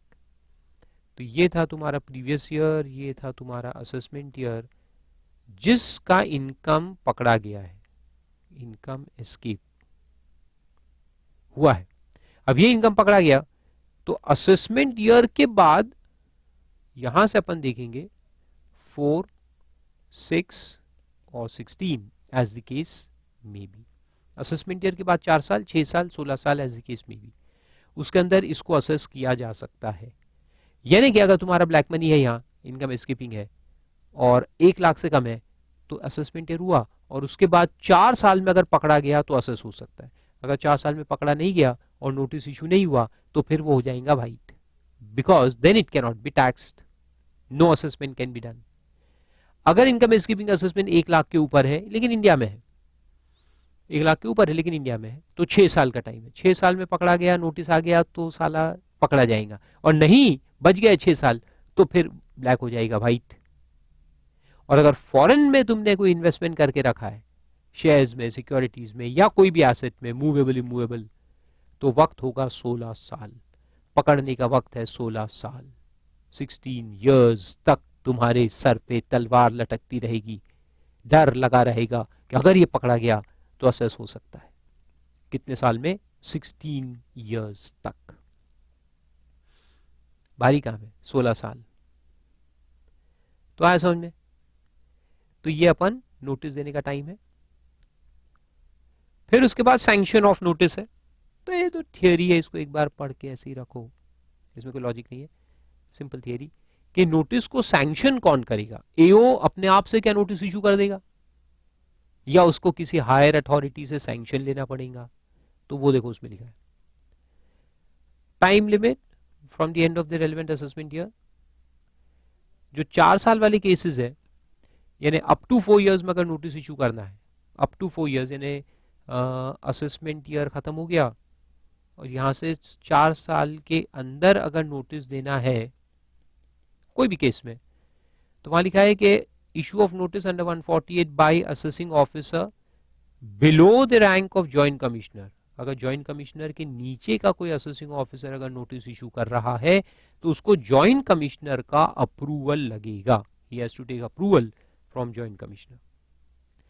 तो वहां लिखा है देखो, competent authority who has to be satisfied on the reasons recorded by AO that it is a fit case for issue of notice. तो किसको सेटिस्फाई करना पड़ेगा? जॉइंट कमिश्नर को, कि ये जो हमें इंफॉर्मेशन मिली है ये ठोस सबूत है, इनकम स्कीपिंग असेसमेंट साबित कर सकते हैं हम, आप हमें अप्रूवल दो। फिर जॉइंट कमिश्नर अप्रूवल देगा तो फिर आप इशू कर सकते हो। और अगर जॉइंट कमिश्नर खुद नोटिस इशू करे तो फिर उसको किसी के अप्रूवल की जरूरत नहीं है। लेकिन अगर AO below joint commissioner notice issue करेगा तो उसको जॉइंट कमिश्नर का अप्रूवल लगेगा पहले 4 साल के अंदर। और 4 साल के बाद वाले अगर नोटिस इशू करना है आफ्टर 4 इयर्स, यानी 1 लाख के ऊपर वाला केस होगा, क्योंकि 1 लाख के नीचे वाला है तो 4 साल में तो टाइम बार हो गया, लेकिन 1 लाख के ऊपर वाला केस है तो फिर आपको 6 साल। तो 4 इयर्स के बाद अगर नोटिस इशू कर रहे हैं अपन, तो कोई भी एओ जो इशू करेगा he has to take approval from principal chief commissioner और chief commissioner और principal commissioner और commissioner, यानी PCC और CC या CPC और C, प्रिंसिपल चीफ कमिश्नर और चीफ कमिश्नर और प्रिंसिपल कमिश्नर और कमिश्नर ऑफ इनकम टैक्स, उससे अप्रूवल लेना जरूरी है। उससे अप्रूवल लिए बिना असेसिंग ऑफिसर नोटिस इशू नहीं कर सकता। आए समझ? और नीचे लिखा है कि for the above purposes the principal chief commissioner, principal commissioner, commissioner or joint commissioner as the case may be being satisfied on the reasons recorded by AO about fitness of a case for issue of notice under 148 need not issue such notice himself. यानी इतना काफी है कि ये लोग satisfy हो जाए notice के लिए, बस उन्होंने नोटिस इशू करना है ऐसा कहीं नहीं लिखा। नोटिस अपना एओ ही इशू करेगा, ये जो एओ है वो ही इशू करेगा, लेकिन इनका सेटिस्फैक्शन जरूरी है, बस इतना रिक्वायरमेंट है कि they have to be satisfied. वो सेटिस्फाइड है तो वो लिख देंगे उनके नोट पे कि we are satisfied and we are authorising the AO to issue notice. जो एक्चुअल नोटिस इशू करेगा वो एओ ही करेगा, राइट। ये इसलिए लिखा गया क्योंकि एक केस आया था बीच में, उसमें कोर्ट ने ये इंटरप्रेट किया था कि ये जो सुपीरियर अथॉरिटी जो सैंक्शन कर रहे हैं उन्होंने नोटिस इशू करना चाहिए। अब ये आ गया तो वहां तो लफड़ा हो गया, क्योंकि वहां नोटिस इशू किया था एओ ने, तो नोटिस को कोर्ट ने कहा कि इनवैलिड है क्योंकि चीफ कमिश्नर का उस पर साइन नहीं है। तो फिर गवर्नमेंट ने ये इंसर्ट किया और लिखा कि उनको साइन करने की जरूरत नहीं है, they need not issue the notice, they have to just sanction the notice. फिर एक अदर प्रोविजन भी है, ये भी देख लेते हैं, फिर वापस जाएंगे अपन 147 पे। यहां तक फिर खत्म होता है, पूरे सीरीज ऑफ सेक्शन है। 152 कहता है कि जब ये केस रीओपन होगा तो ये तो 4 साल 6 साल कभी तो भी होगा, तो रेट ऑफ टैक्स कौन सा लगाएंगे अपन? जब असेसमेंट हो रहा है तब का, ये ओरिजिनल असेसमेंट ईयर है जिसका केस रीओपन हुआ, इसका रिटर्न ऑफ इनकम है, इसका असेसमेंट हुआ नहीं हुआ जो भी है, तो ये केस यहां रीओपन हुआ है। तो मान लो कि ये था ईयर 17-18 प्रीवियस ईयर, ये असेसमेंट ईयर 18-19, जिसका केस रीओपन कर रहे अपन 2021 में। तो 2021 में जब रीओपन कर रहे हैं तो इसको रेट ऑफ टैक्स कौन सा लगाएंगे? जो इस साल का रेट ऑफ टैक्स है वो लगाएंगे 18-19 का, कि जो 2021 का रेट ऑफ टैक्स है वो लगाएंगे? कौन सा लगाएंगे? तो ऑब्वियस है 2021 में असेसमेंट तो करेंगे लेकिन रेट ये वाला नहीं लेंगे। रेट कौन सा लेंगे? The rate which was prevailing in the assessment year, original assessment year 1819। जो साल का ये इनकम है उस साल के जो रेट ऑफ टैक्स है वही लगेगा, जब हम असेस कर रहे हैं तब का नहीं, मगर जब का वो है तब का। That is quite simple and logical. तो वो पहले पॉइंट में दिया है, देखो, rate of tax in an assessment, reassessment or recomputation under 147 the rate of tax shall be chargeable, यानी tax shall be chargeable at the rates or rates at which it would have been charged in the original assessment year। Clear हुआ? जो original assessment year का rate है वही लगेगा, आज का नहीं लगेगा। Quite obvious. वो तो ठीक है, लेकिन इसमें सबसेक्शन 2 जो है वो काम का है, ड्रॉपिंग ऑफ द केस कहते हैं उसको। इसको समझने का है, पढ़ने का कुछ नहीं है। ड्रॉपिंग में क्या है, देखो, एओ ने एक डिनर पे गया था कहीं, एक 5 स्टार होटल में, एओ अपना असेसिंग ऑफिसर शक्ति कपूर। वहां से निकला तो ऐसे ही वॉक करते करते ऐसे थोड़ी दूर गए बाहर, तो वहां पे एक पान ठेला मिला। वहां उन्होंने पान खाया, कोई गेस्ट के साथ गए थे, पान खाया, बहुत ही अच्छा पान लगा, बहुत ही अच्छा। तो बहुत ही बिल्कुल क्या बोलते थे उसको, खुश हो गए एओ। तो वहां जो पान ठेले वाला था उससे पूछा कि भाई किसका पान ठेला है ये, कब से चला रहे तुम पान ठेला, मेरे को आज तक क्यों नहीं मालूम था कि यहाँ इतना अच्छा पान मिलता है। अब वो पान ठेले वाले ने बोल दिया कि भाई मैं तो एम्प्लॉय हूँ, हमारे जो ओनर है वो फारूक हक है। तो एओ का दिमाग चमका, उसने कहा, हाँ फारूक हक? कौन फारूक हक? वो जो क्लास लेते वो सीए के? तो पान ठेले वाले ने कहा, हाँ हाँ हाँ वही वही फारूक हक, उनका साइड बिजनेस है, पान ठेला भी चलाते हैं, क्या भरोसा कभी क्लास चले ना चले, पान ठेला तो हमेशा चलेगा। तो उसने बोला, अच्छा ऐसा क्या? अरे वो तो मेरी एसएससी है। मर गए, मेरा ही जुरिस्डिक्शनल एओ था, वो गया था उधर पान खाने, मर गया। अब उसको पता चला साला फारूक हक का पान ठेला भी है, लेकिन आज तक मैंने उसके इतने रिटर्न हर साल से देखता हूं, कभी पान ठेले का बिजनेस तो दिखता नहीं है उनके हाथ में, उनके रिटर्न में। तो पान तो खा लिया, फिर घर गए। नेक्स्ट डे जब ऑफिस गए तो सबसे पहले मेरा फाइल निकाला, उधर फाइल निकाल के देखा कि फारूक हक के फाइल निकालो, देखो कि भैया इसके अंदर पान ठेले का बिजनेस का इनकम दिखाते हैं कि नहीं दिखाते। ये पता चला साला कभी नहीं दिखाया, आज भी नहीं दिखाया, 2 साल पहले, 3 साल पहले, 4 साल, 6 साल, कभी नहीं दिखाया। इनकम एस्केपिंग असेसमेंट लगाए, नोटिस पिछले 6 साल के हर साल का नोटिस दे डाला कि you have not disclose your income from पान ठेला, why not, come and show us, we feel that your income has escaped assessment. अब मैं जाऊंगा उधर बिस्तर बोरिया यानी कि अकाउंट बुक्स लेके जाऊंगा और कहूंगा कि देखो असेसिंग ऑफिसर शक्ति कपूर, मेरी बात सुनो, ये तुमने जो कहा वो सही है, आई एग्री कि मेरा पान ठेले का बिजनेस है और मैंने पिछले 6 साल में कभी भी रिटर्न में नहीं दिखाया। लेकिन मैंने उसको कहा, देखो तुमको मालूम है मैंने क्यों नहीं दिखाया? बोलता है क्यों नहीं दिखाया? मैंने बोला देखो अच्छा दिखता क्या, फारूक हक का बैलेंस शीट, उसका पीएनएल अकाउंट, उसमें पान ठेले का इनकम कैसे दिखता? आज कल कोई देखेगा तो क्या सोचेगा, फारूक सर ये काम कर रहे,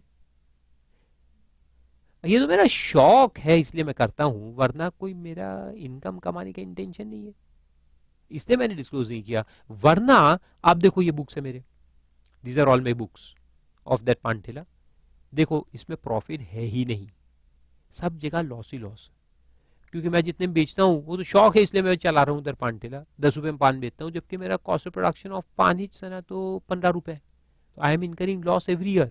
अब दोगे कि आप मेरे को लॉस दोगे? Will you allow and set of against my taxable income and reduce my tax liability and give me refund? तो ये वो कहते हैं नहीं नहीं नहीं नहीं नहीं, हम आपको रिफंड तो कभी नहीं देंगे। ये बात ध्यान रखो, 147 में रिफंड कभी नहीं आ सकता, ये इनकम एस्केपिंग असेसमेंट का असेसमेंट है, जो एस्केप हुआ है उसका असेसमेंट है। तो इनकम एस्केपिंग अगर है और उसको आप असेस करोगे तो लॉस कैसे आएगा? लॉस तो आ ही नहीं सकता, है ना। जो सोर्स एस्केपिंग है उसको अगर आप असेस करोगे तो लॉस आ सकता है क्या? कभी नहीं। और आएगा तो उसको इग्नोर करेंगे हम, उसको जीरो मानेंगे, उस लॉस को अलाउ करके बाकी टैक्सेबल इनकम से सेट ऑफ कभी नहीं करेंगे। नहीं तो रिफंड निकलेगा। तो 147 में कभी रिफंड निकलेगा क्या? नहीं, कभी नहीं निकल सकता। तो इसलिए वो केस को ड्रॉप कर देगा। तो मैं जब उसको समझाऊंगा कि मेरा जो इनकम असेस हुआ है क्लासेस से वो सही है, और ये पांटेला जो आप पकड़ के बात कर रहे हो उससे कोई इनकम नहीं आने वाला, उससे मेरे को कोई एडिशनल टैक्स भरना नहीं पड़ेगा क्योंकि उसमें लॉस था। तो अगर ये सेटिस्फाई हो गया एओ कि हाँ तुम्हारी इनकम बराबर असेस हुई है, ये इन्फॉर्मेशन जो हमें मिली वो ठीक है, लेकिन income has been correctly assessed, तो वो केस को ड्रॉप कर देगा। 147 असेसमेंट विल बी ड्रॉप्ड। तो वो केस है, देखो, ड्रॉपिंग ऑफ द केस। आया समझ में? तो देखो एक बार पढ़ लेते हैं क्या लिखा है। Where the assessment is reopened under 147, the assessee may, if he has not appealed against any part of the original assessment order for that year, तो जो सालों का केस निकाला है उसमें मेरा कोई अपील चल नहीं रहा, क्योंकि अगर अपील में होंगे केस तो फिर अपन यहाँ कुछ नहीं कर सकते क्योंकि वो तो अपील में है। लेकिन अपील में अगर कोई नहीं है, जैसे मेरे पिछले 6 साल में कोई अपील नहीं है, कुछ भी नहीं है,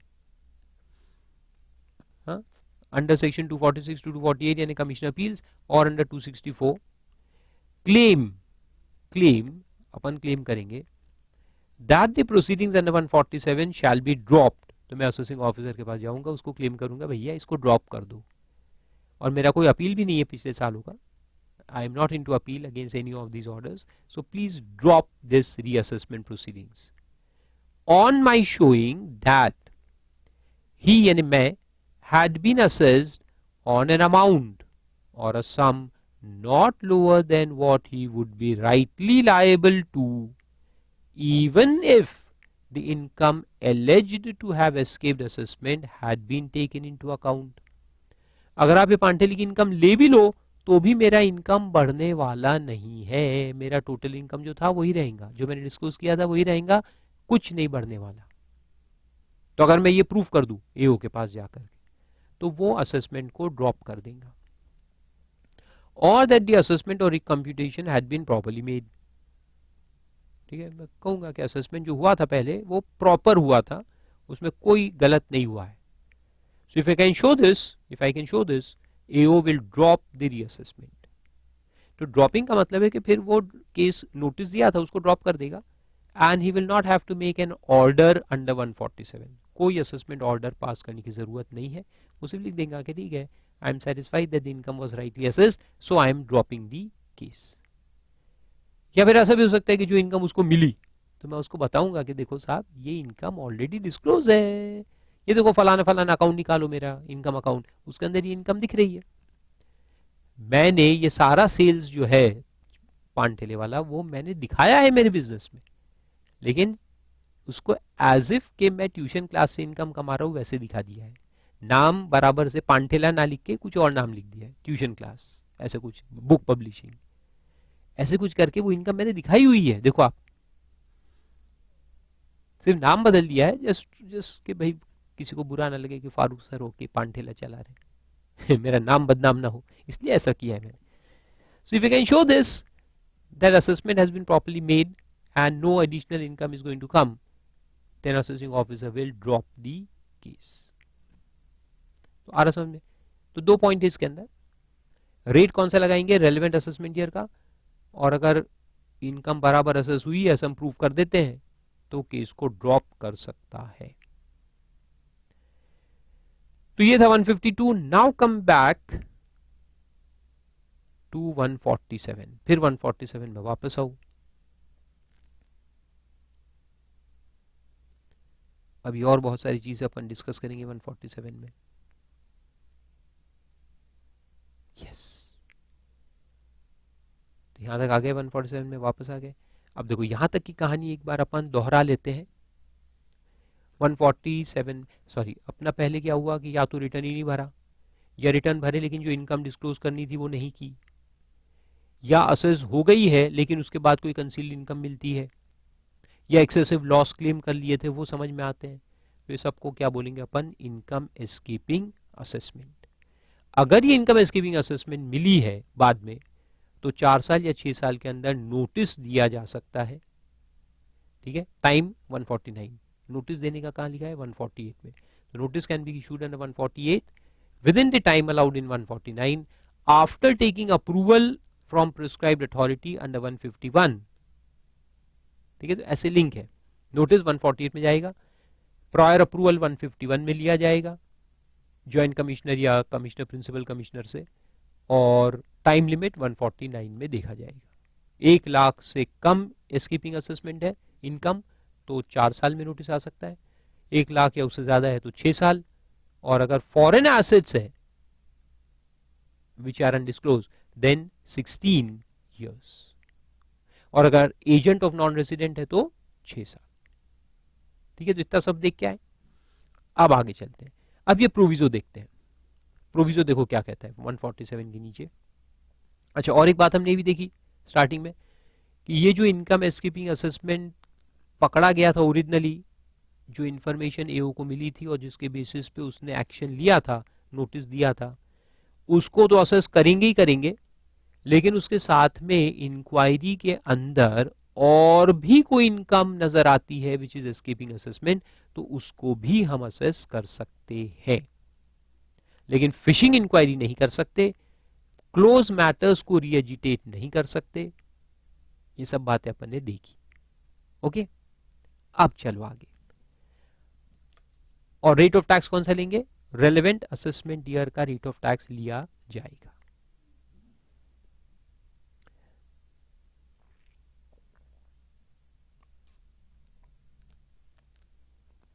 लंबा काम है इसमें 147 में। चलो फिर आगे चलते हैं। तो अब हमने देखा कि भैया इनकम एस्केपिंग असेसमेंट अगर 1 लाख से कम है तो 4 साल में नोटिस आएगा, और 1 लाख या उससे ज्यादा है तो 6 साल में आएगा। अब ये जो फंडा है 6 साल वाला, उसको अपन थोड़ा और देखते हैं, उसमें एक प्रोविजो है। तो ये प्रोविजो क्या कहता है, देखो आप, प्रोविजो कहता है that where an assessment under section 143(3) यानी कि स्क्रूटिनी असेसमेंट एक बार हो चुका है, या फिर 147 यानी असेसमेंट अंडर 147 हो चुका है, हैज बीन मेड, यानी एक बार या तो 143 या 147 में असेसमेंट हो चुका है for the relevant assessment year, no action shall be taken, no action shall be taken under this section after the expiry of 4 years।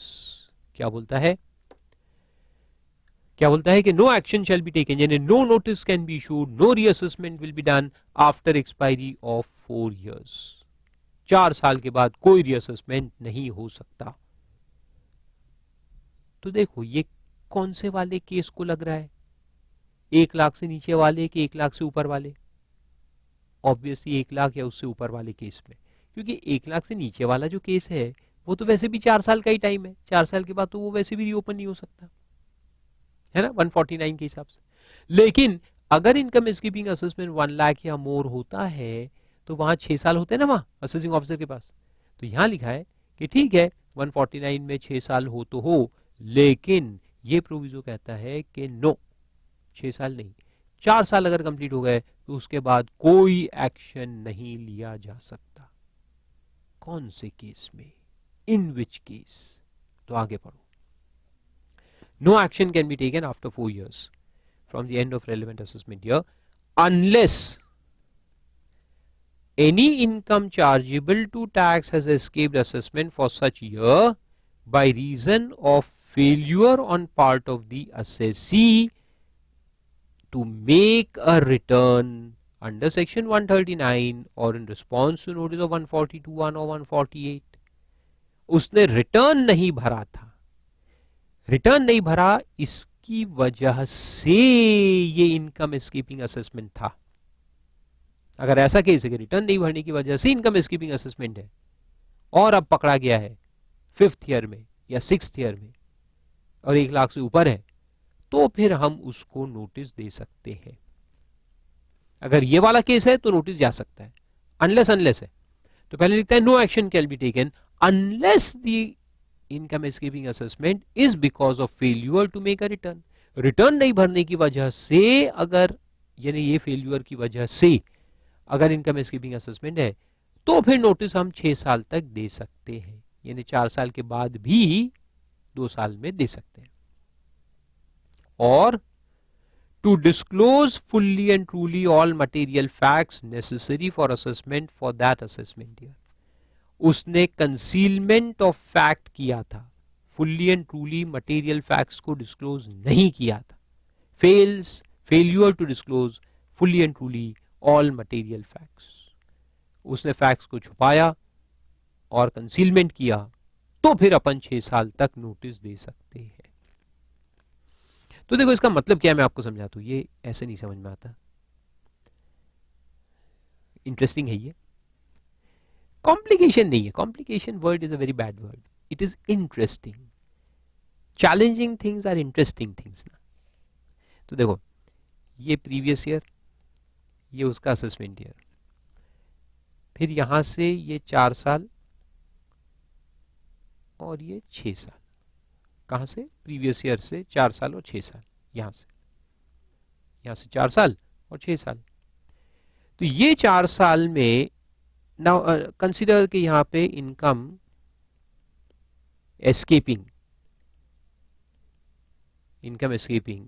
Is से लेस देन 1 लाख।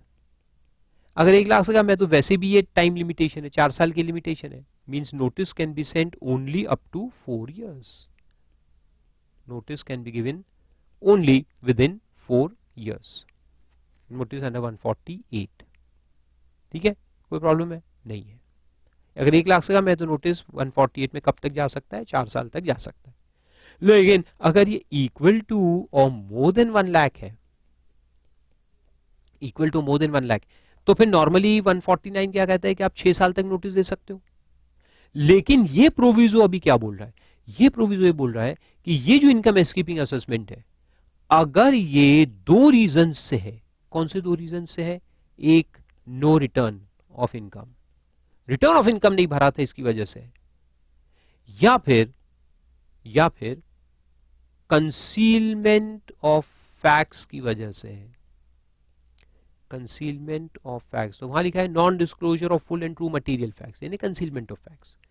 अच्छा, एक चीज मैं पहले लिख दूं कि ये असेसमेंट ईयर हुआ लेकिन अपना असेसमेंट हो चुका है, ये इंपॉर्टेंट पॉइंट है।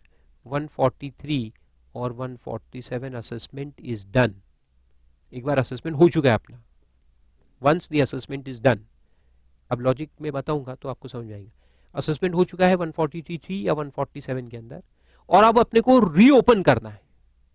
और अगर ये 2 रीजन है, और ये 2 रीजन की वजह से अगर इनकम एस्केपिंग असेसमेंट है और अपने को रीओपन करना है, तो अपने पास पूरे 6 साल अवेलेबल है, full 6 years will be available. लेकिन अगर ये दोनों में से कोई भी रीजन नहीं है, any other case, see any other case अगर है, तो फिर लिमिटेशन 4 साल का ही लगेगा। Case can be reopened only within 4 years and not beyond that।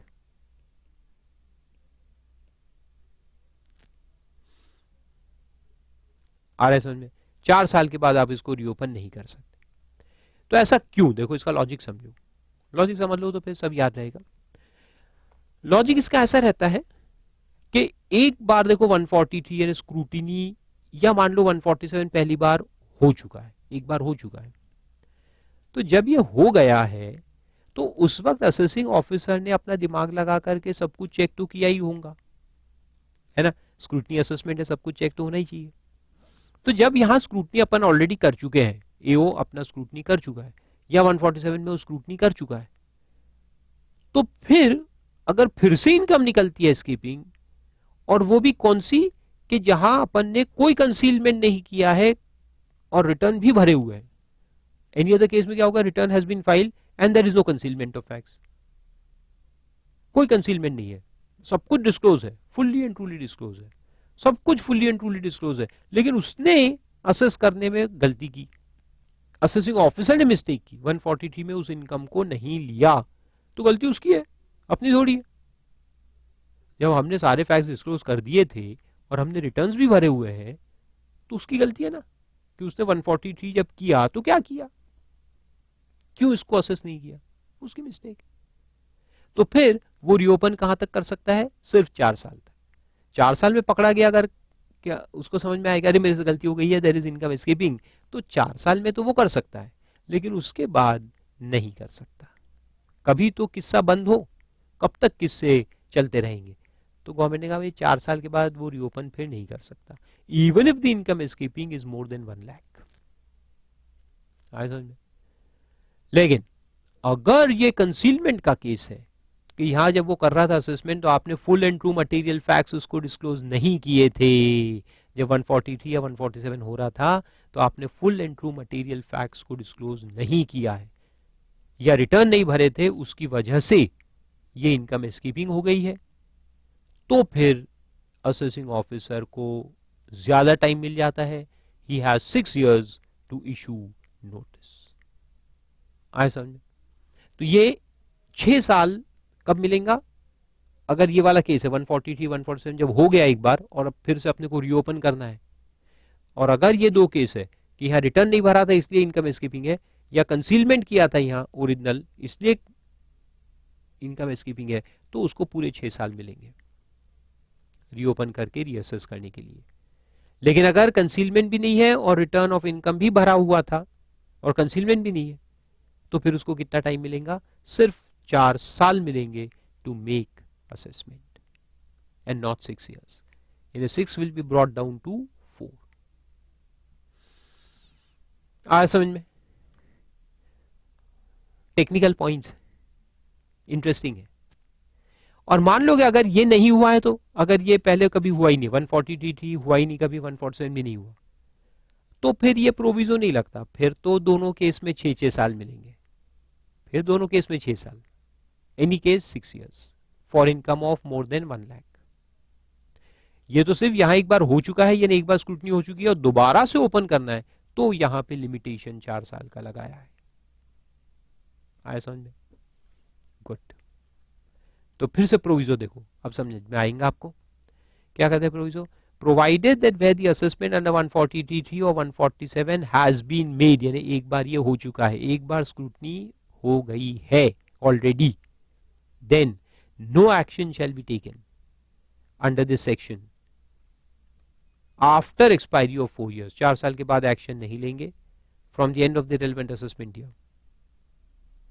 तो ये नॉर्मल पॉइंट है कि नहीं लेंगे, अनलेस से जो शुरू हुआ है, अनलेस से मतलब है कि लेंगे, 6 साल तक ले सकते हैं अपन एक्शन। तो उसमें क्या लिखा है, unless income chargeable to tax has escaped assessment by reason of failure on part of the assessee to make returns or fully and truly disclose the material facts। तो ये दो रीजन अगर है तो यहां पे 6 साल जायज है, 6 साल तक नोटिस आ सकता है, लेकिन इसके अलावा कोई भी केस में नोटिस 4 साल के बाद नहीं आ सकता। अंडरस्टूड।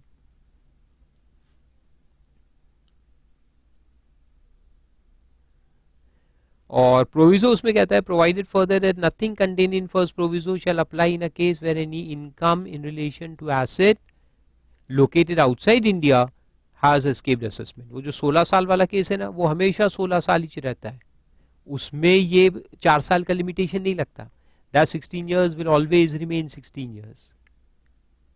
ठीक है, फॉरेन एसेट वाला केस है तो वो 16 साल, पूरे 16 साल रहेगा, उसमें ये ऊपर का फर्स्ट प्रोविजो के भी 4 साल के बाद नहीं दे सकते, ये एप्लीकेबल नहीं है, वहां पूरे 16 साल रहेंगे।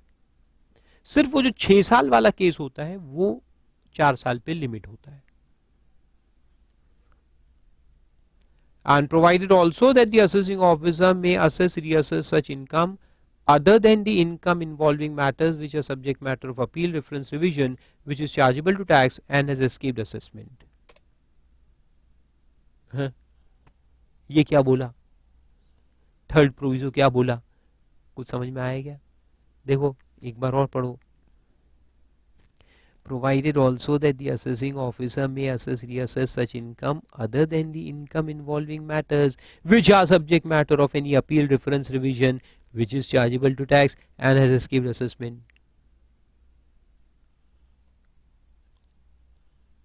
नहीं आया ऐसे कैसे नहीं आया?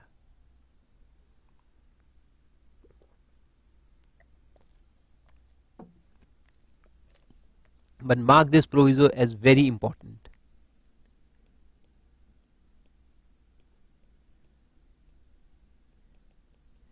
और इस प्रोविजो का नाम लिख दो डॉक्ट्रिन, डॉक्ट्रिन यानी डॉक्टर की वाइफ,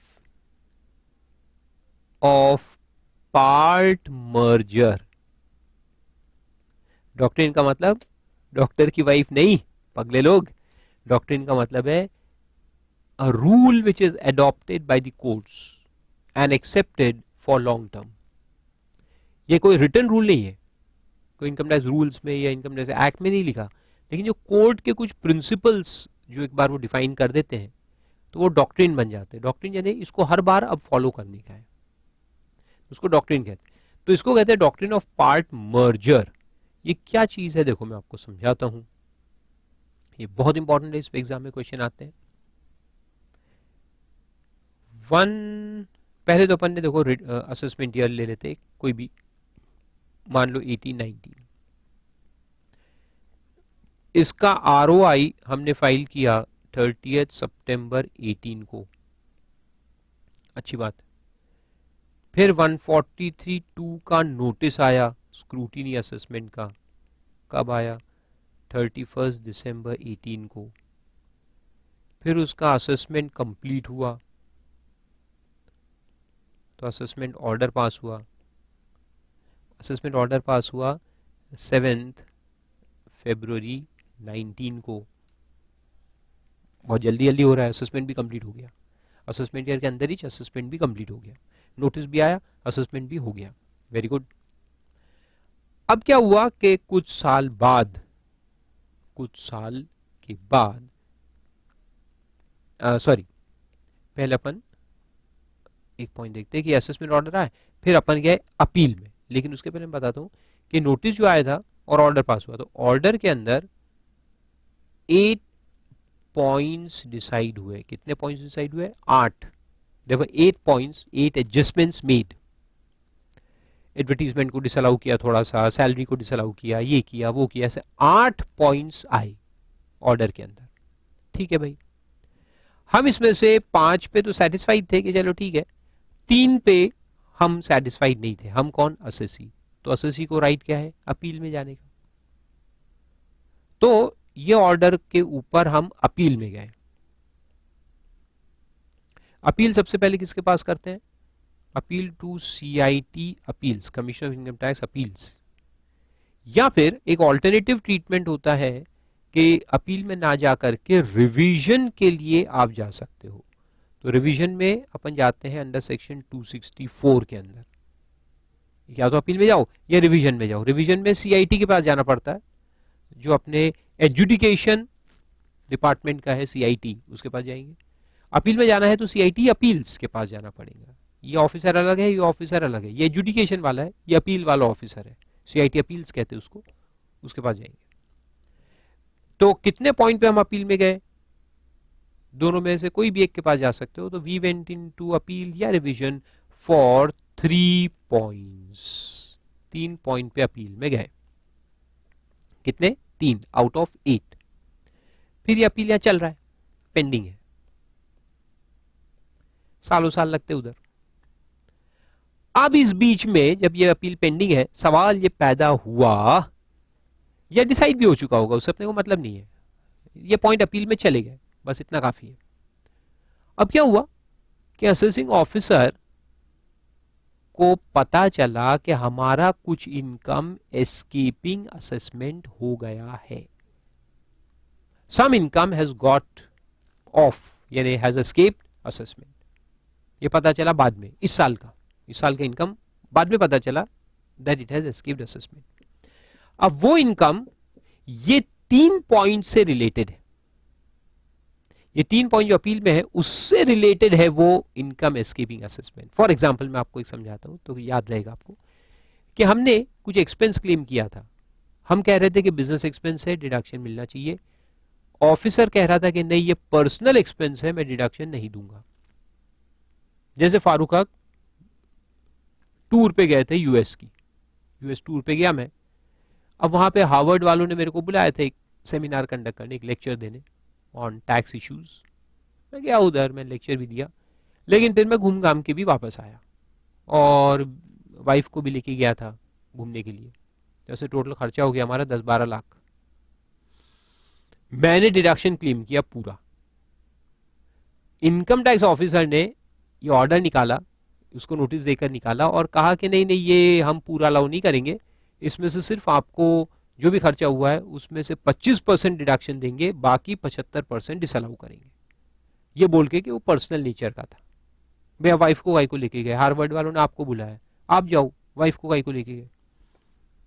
मैंने कहा भैया ये बिजनेस मीट है, वाइफ को ले जाना जरूरी होता है, वहां पे बड़े बड़े लोगों से मिलूंगा, उनकी फैमिली से मिलूंगा, बिजनेस के लिए जा रहा हूँ। हार्वर्ड वालों ने मेरे को बुलाया लेक्चर देने के लिए, कल वहां पर लेक्चर्स रिकॉर्ड करके दे सकते हैं, बिजनेस प्रपोजल्स के लिए मैं गया हूँ, तो वहां मीटिंग्स होती है, वाइफ को ले जाना जरूरी होता है बड़े बड़े मीटिंग्स के अंदर। बात तो सही है, लेकिन असेसिंग ऑफिसर माना नहीं। उसने कहा कि नहीं मैं 25 अलाउ करूंगा, बाकी 75 डिसअलाउ कर दूंगा। ठीक है, उसे डिसअलाउ किया, फिर मैं अपील में गया, तो ये पॉइंट अपील में है। ठीक है, this point is in appeal. अब असेसिंग ऑफिसर कहता है कि वो जो 25 मैंने अलाउ कर दिया, एक्चुअली मेरे को उसको भी डिसअलाउ करने का है, I want to disallow that also. बोलता है कि एक्सेसिव डिडक्शन आपको दे दिया मैंने, 25 जो दिया वो भी गलत हो गया, मेरे को डिसअलाउ करने का। तो क्या असेसिंग ऑफिसर ऐसा कर सकता है? क्या वो 147 में केस को रीओपन करके ऐसा कर सकता है? कौन से पॉइंट पे वो करना चाहता है? One of the points which is already subject matter of appeal, correct? तो क्या वो कर सकता है? ये 8 पॉइंट्स है, 8 में से 3 देखो इधर आ गए हैं और 5 बचे हुए हैं। 5 पॉइंट ऐसे हैं जिसपे कोई अपील नहीं हुआ है, नो अपील, और 3 पॉइंट ऐसे हैं जिसपे अपील हो गया है।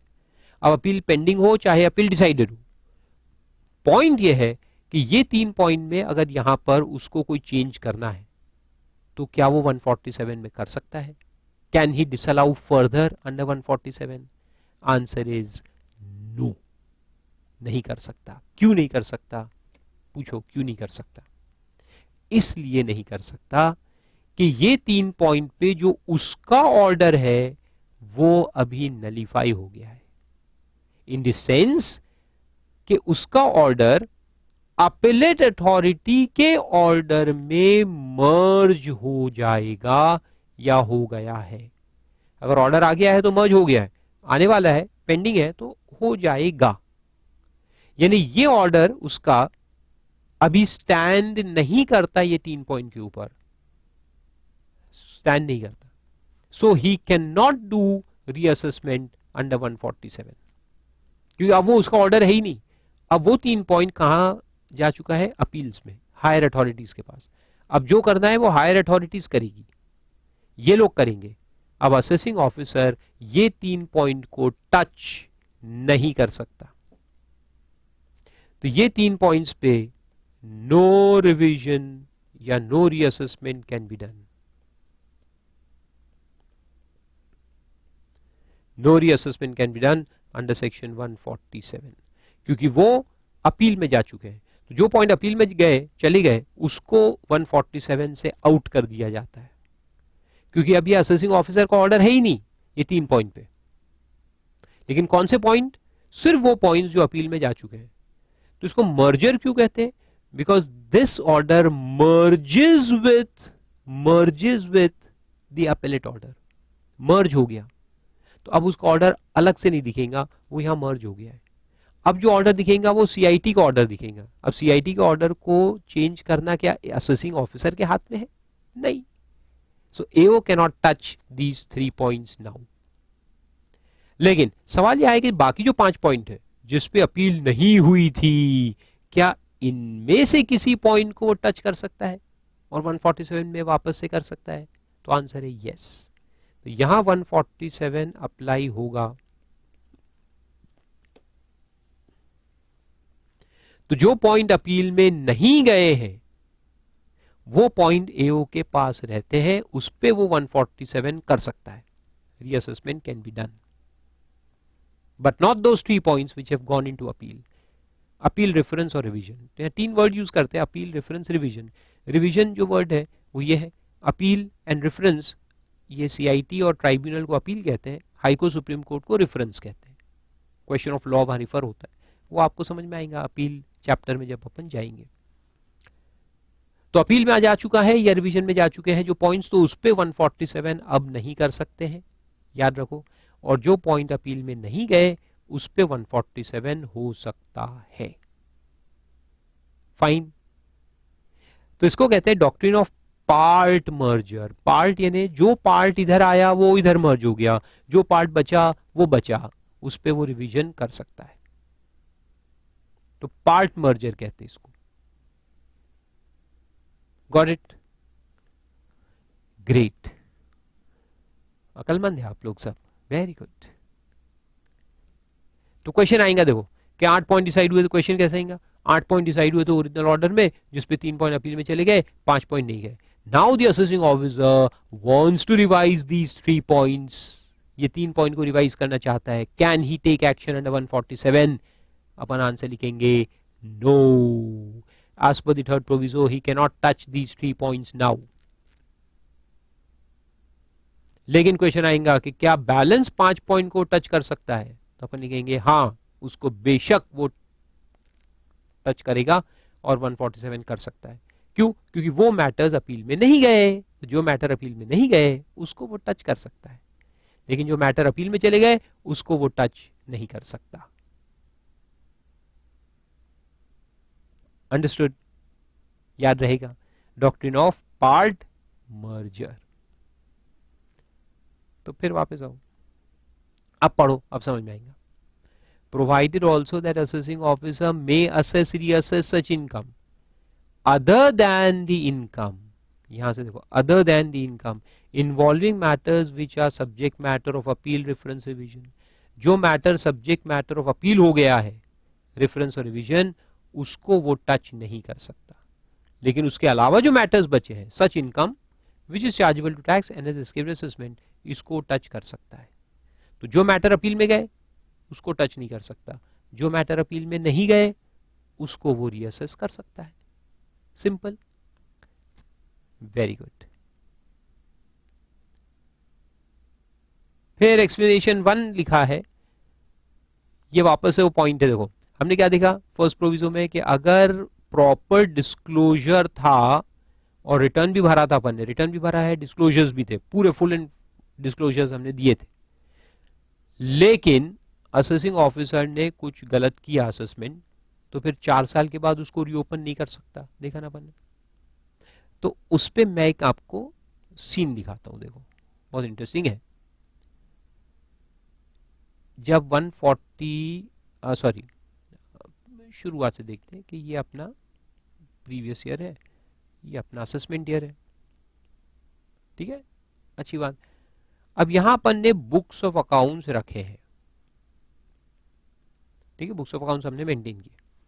ये बुक्स ऑफ अकाउंट्स के अंदर कुछ फॉल्स एंट्रीज है, फॉल्स एंट्रीज ऑफ डिडक्शंस वगैरह बुक्स में है, गलत एंट्री बुक्स में है। एओ ने जब 143(2) का नोटिस दिया और अपने को बोला कि ले आओ सारे बुक्स, डॉक्यूमेंट्स एक्सेट्रा सब बुलाए उसने, कॉल्ड फॉर, तो हमने ये बुक्स उसको ले जाके दिए, वी सबमिटेड। लेकिन 4-5 हजार पेज का कैश बुक है, 10,000 पेज के लेजर्स है, बड़े बड़े बुक्स है हमारे पास, सब दे दिए उसको, सब दे दिए। देखो सबमिट कर दिए, हाँ बुक सबमिट हो गए, बिल्कुल हमने कंसीलमेंट नहीं किया, जो बुक्स है सब दे दिए उसको, फॉल्स एंट्रीज उसी के अंदर है, उसी के अंदर है, दे दिया उसको। लेकिन हमें यकीन है कि वो इतना देख नहीं पाएगा, हमें यकीन है कि वो इतना देख नहीं पाएगा, उसको फॉल्स एंट्री समझ में नहीं आएगी। और ऐसा ही हुआ, एओ को कुछ समझ में नहीं आया, उसने 143(3) के अंदर ऑर्डर पास कर दिया। एक आध दो बातें कुछ समझ में आई छोटी मोटी, उसको एडजस्ट करके ऑर्डर पास हो गया। लेकिन हमारे 50,000 करोड़ के फॉल्स एंट्रीज थे, वो बच गए, वो कोई समझ में नहीं आए। अब after 4 years from end of assessment year, assessment year के बाद 4 साल गुजर गए, उसके बाद 5वें साल में या 6वें साल में एओ को अब इंफॉर्मेशन मिला, he now comes to know of these false entries, ये फॉल्स एंट्रीज उसको मिल गई, उसको समझ में आ गई, उसको कहीं से इंफॉर्मेशन मिली कि हमने फॉल्स एंट्रीज मार के रखे हैं। So he gets knowledge of false entries.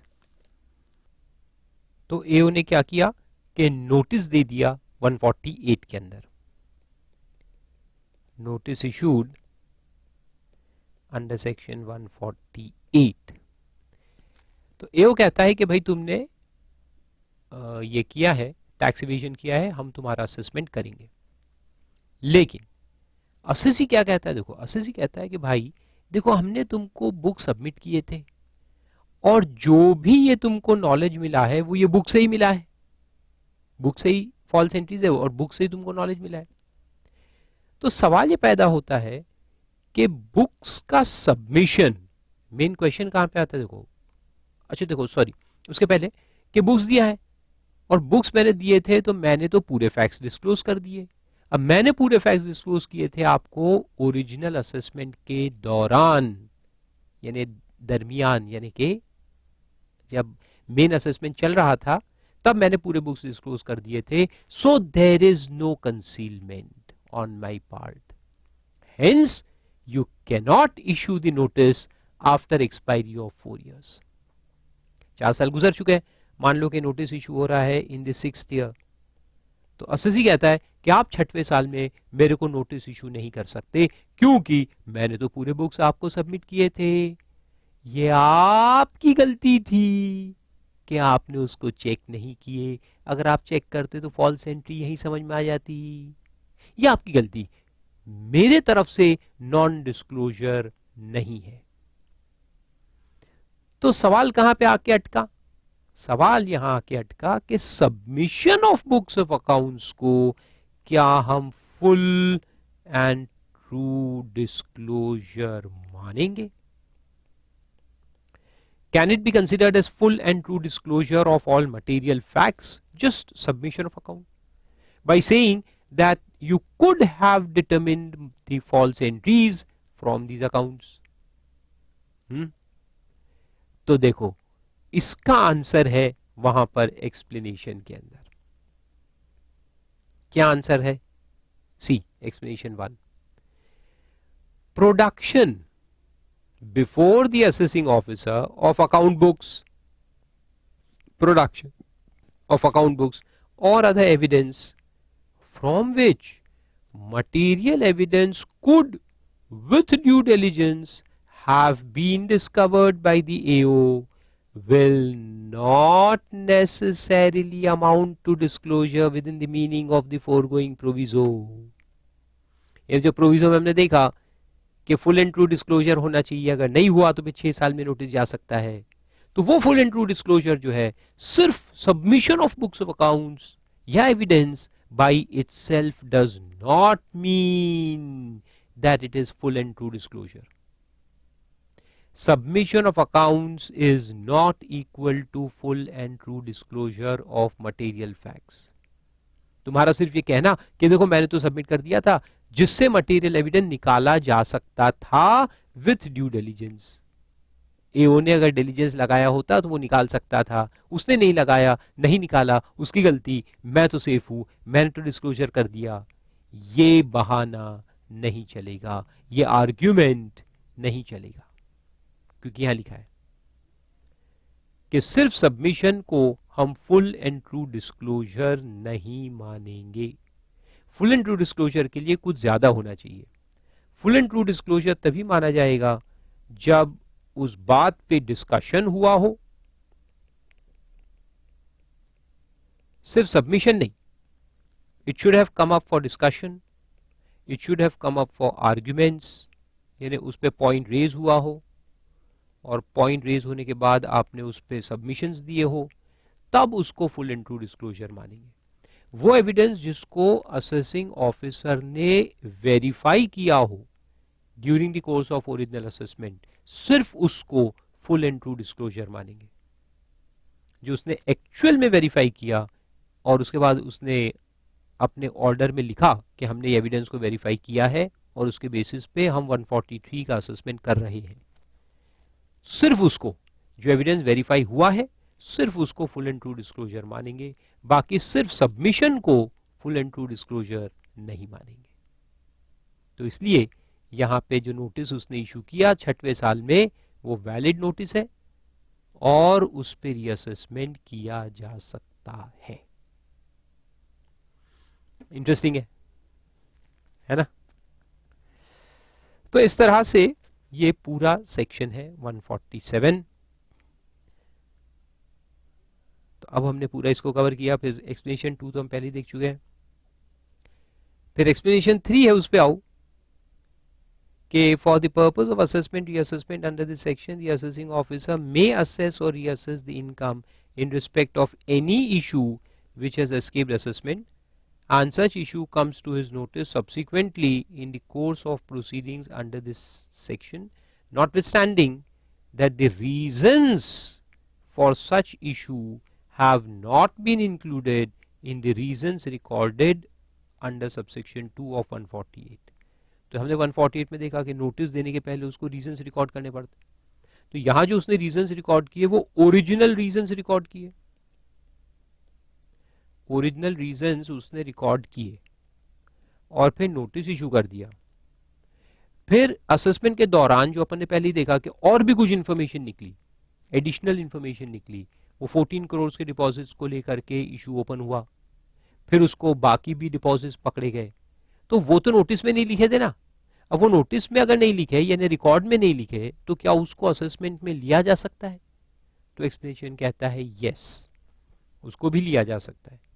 तो जो एडिशनल रीजंस बाद में अराइज होते हैं इसको रिकॉर्ड में लिखने की जरूरत नहीं है, इसको रिकॉर्ड में लिखने की जरूरत नहीं है। Not required to be mentioned in the record, इसको रिकॉर्ड में लिखने की जरूरत नहीं है। ये सब कंसीडर किए जा सकते हैं, लेकिन जैसे मैंने कहा फिशिंग इंक्वायरी नहीं कर सकता, वो लिमिटेड इंक्वायरी है। उस लिमिटेड इंक्वायरी के अंदर अगर कुछ मिला तो उसको भी फिर असेसमेंट में लिया जाएगा और उसको फ्रेश नोटिस देने की जरूरत नहीं है। ठीक है, तो सारे पॉइंट्स अपन ने डिस्कस किए। फिर time limit for passing order 153(2) में दिया है, जो अपन बाद में पढ़ेंगे।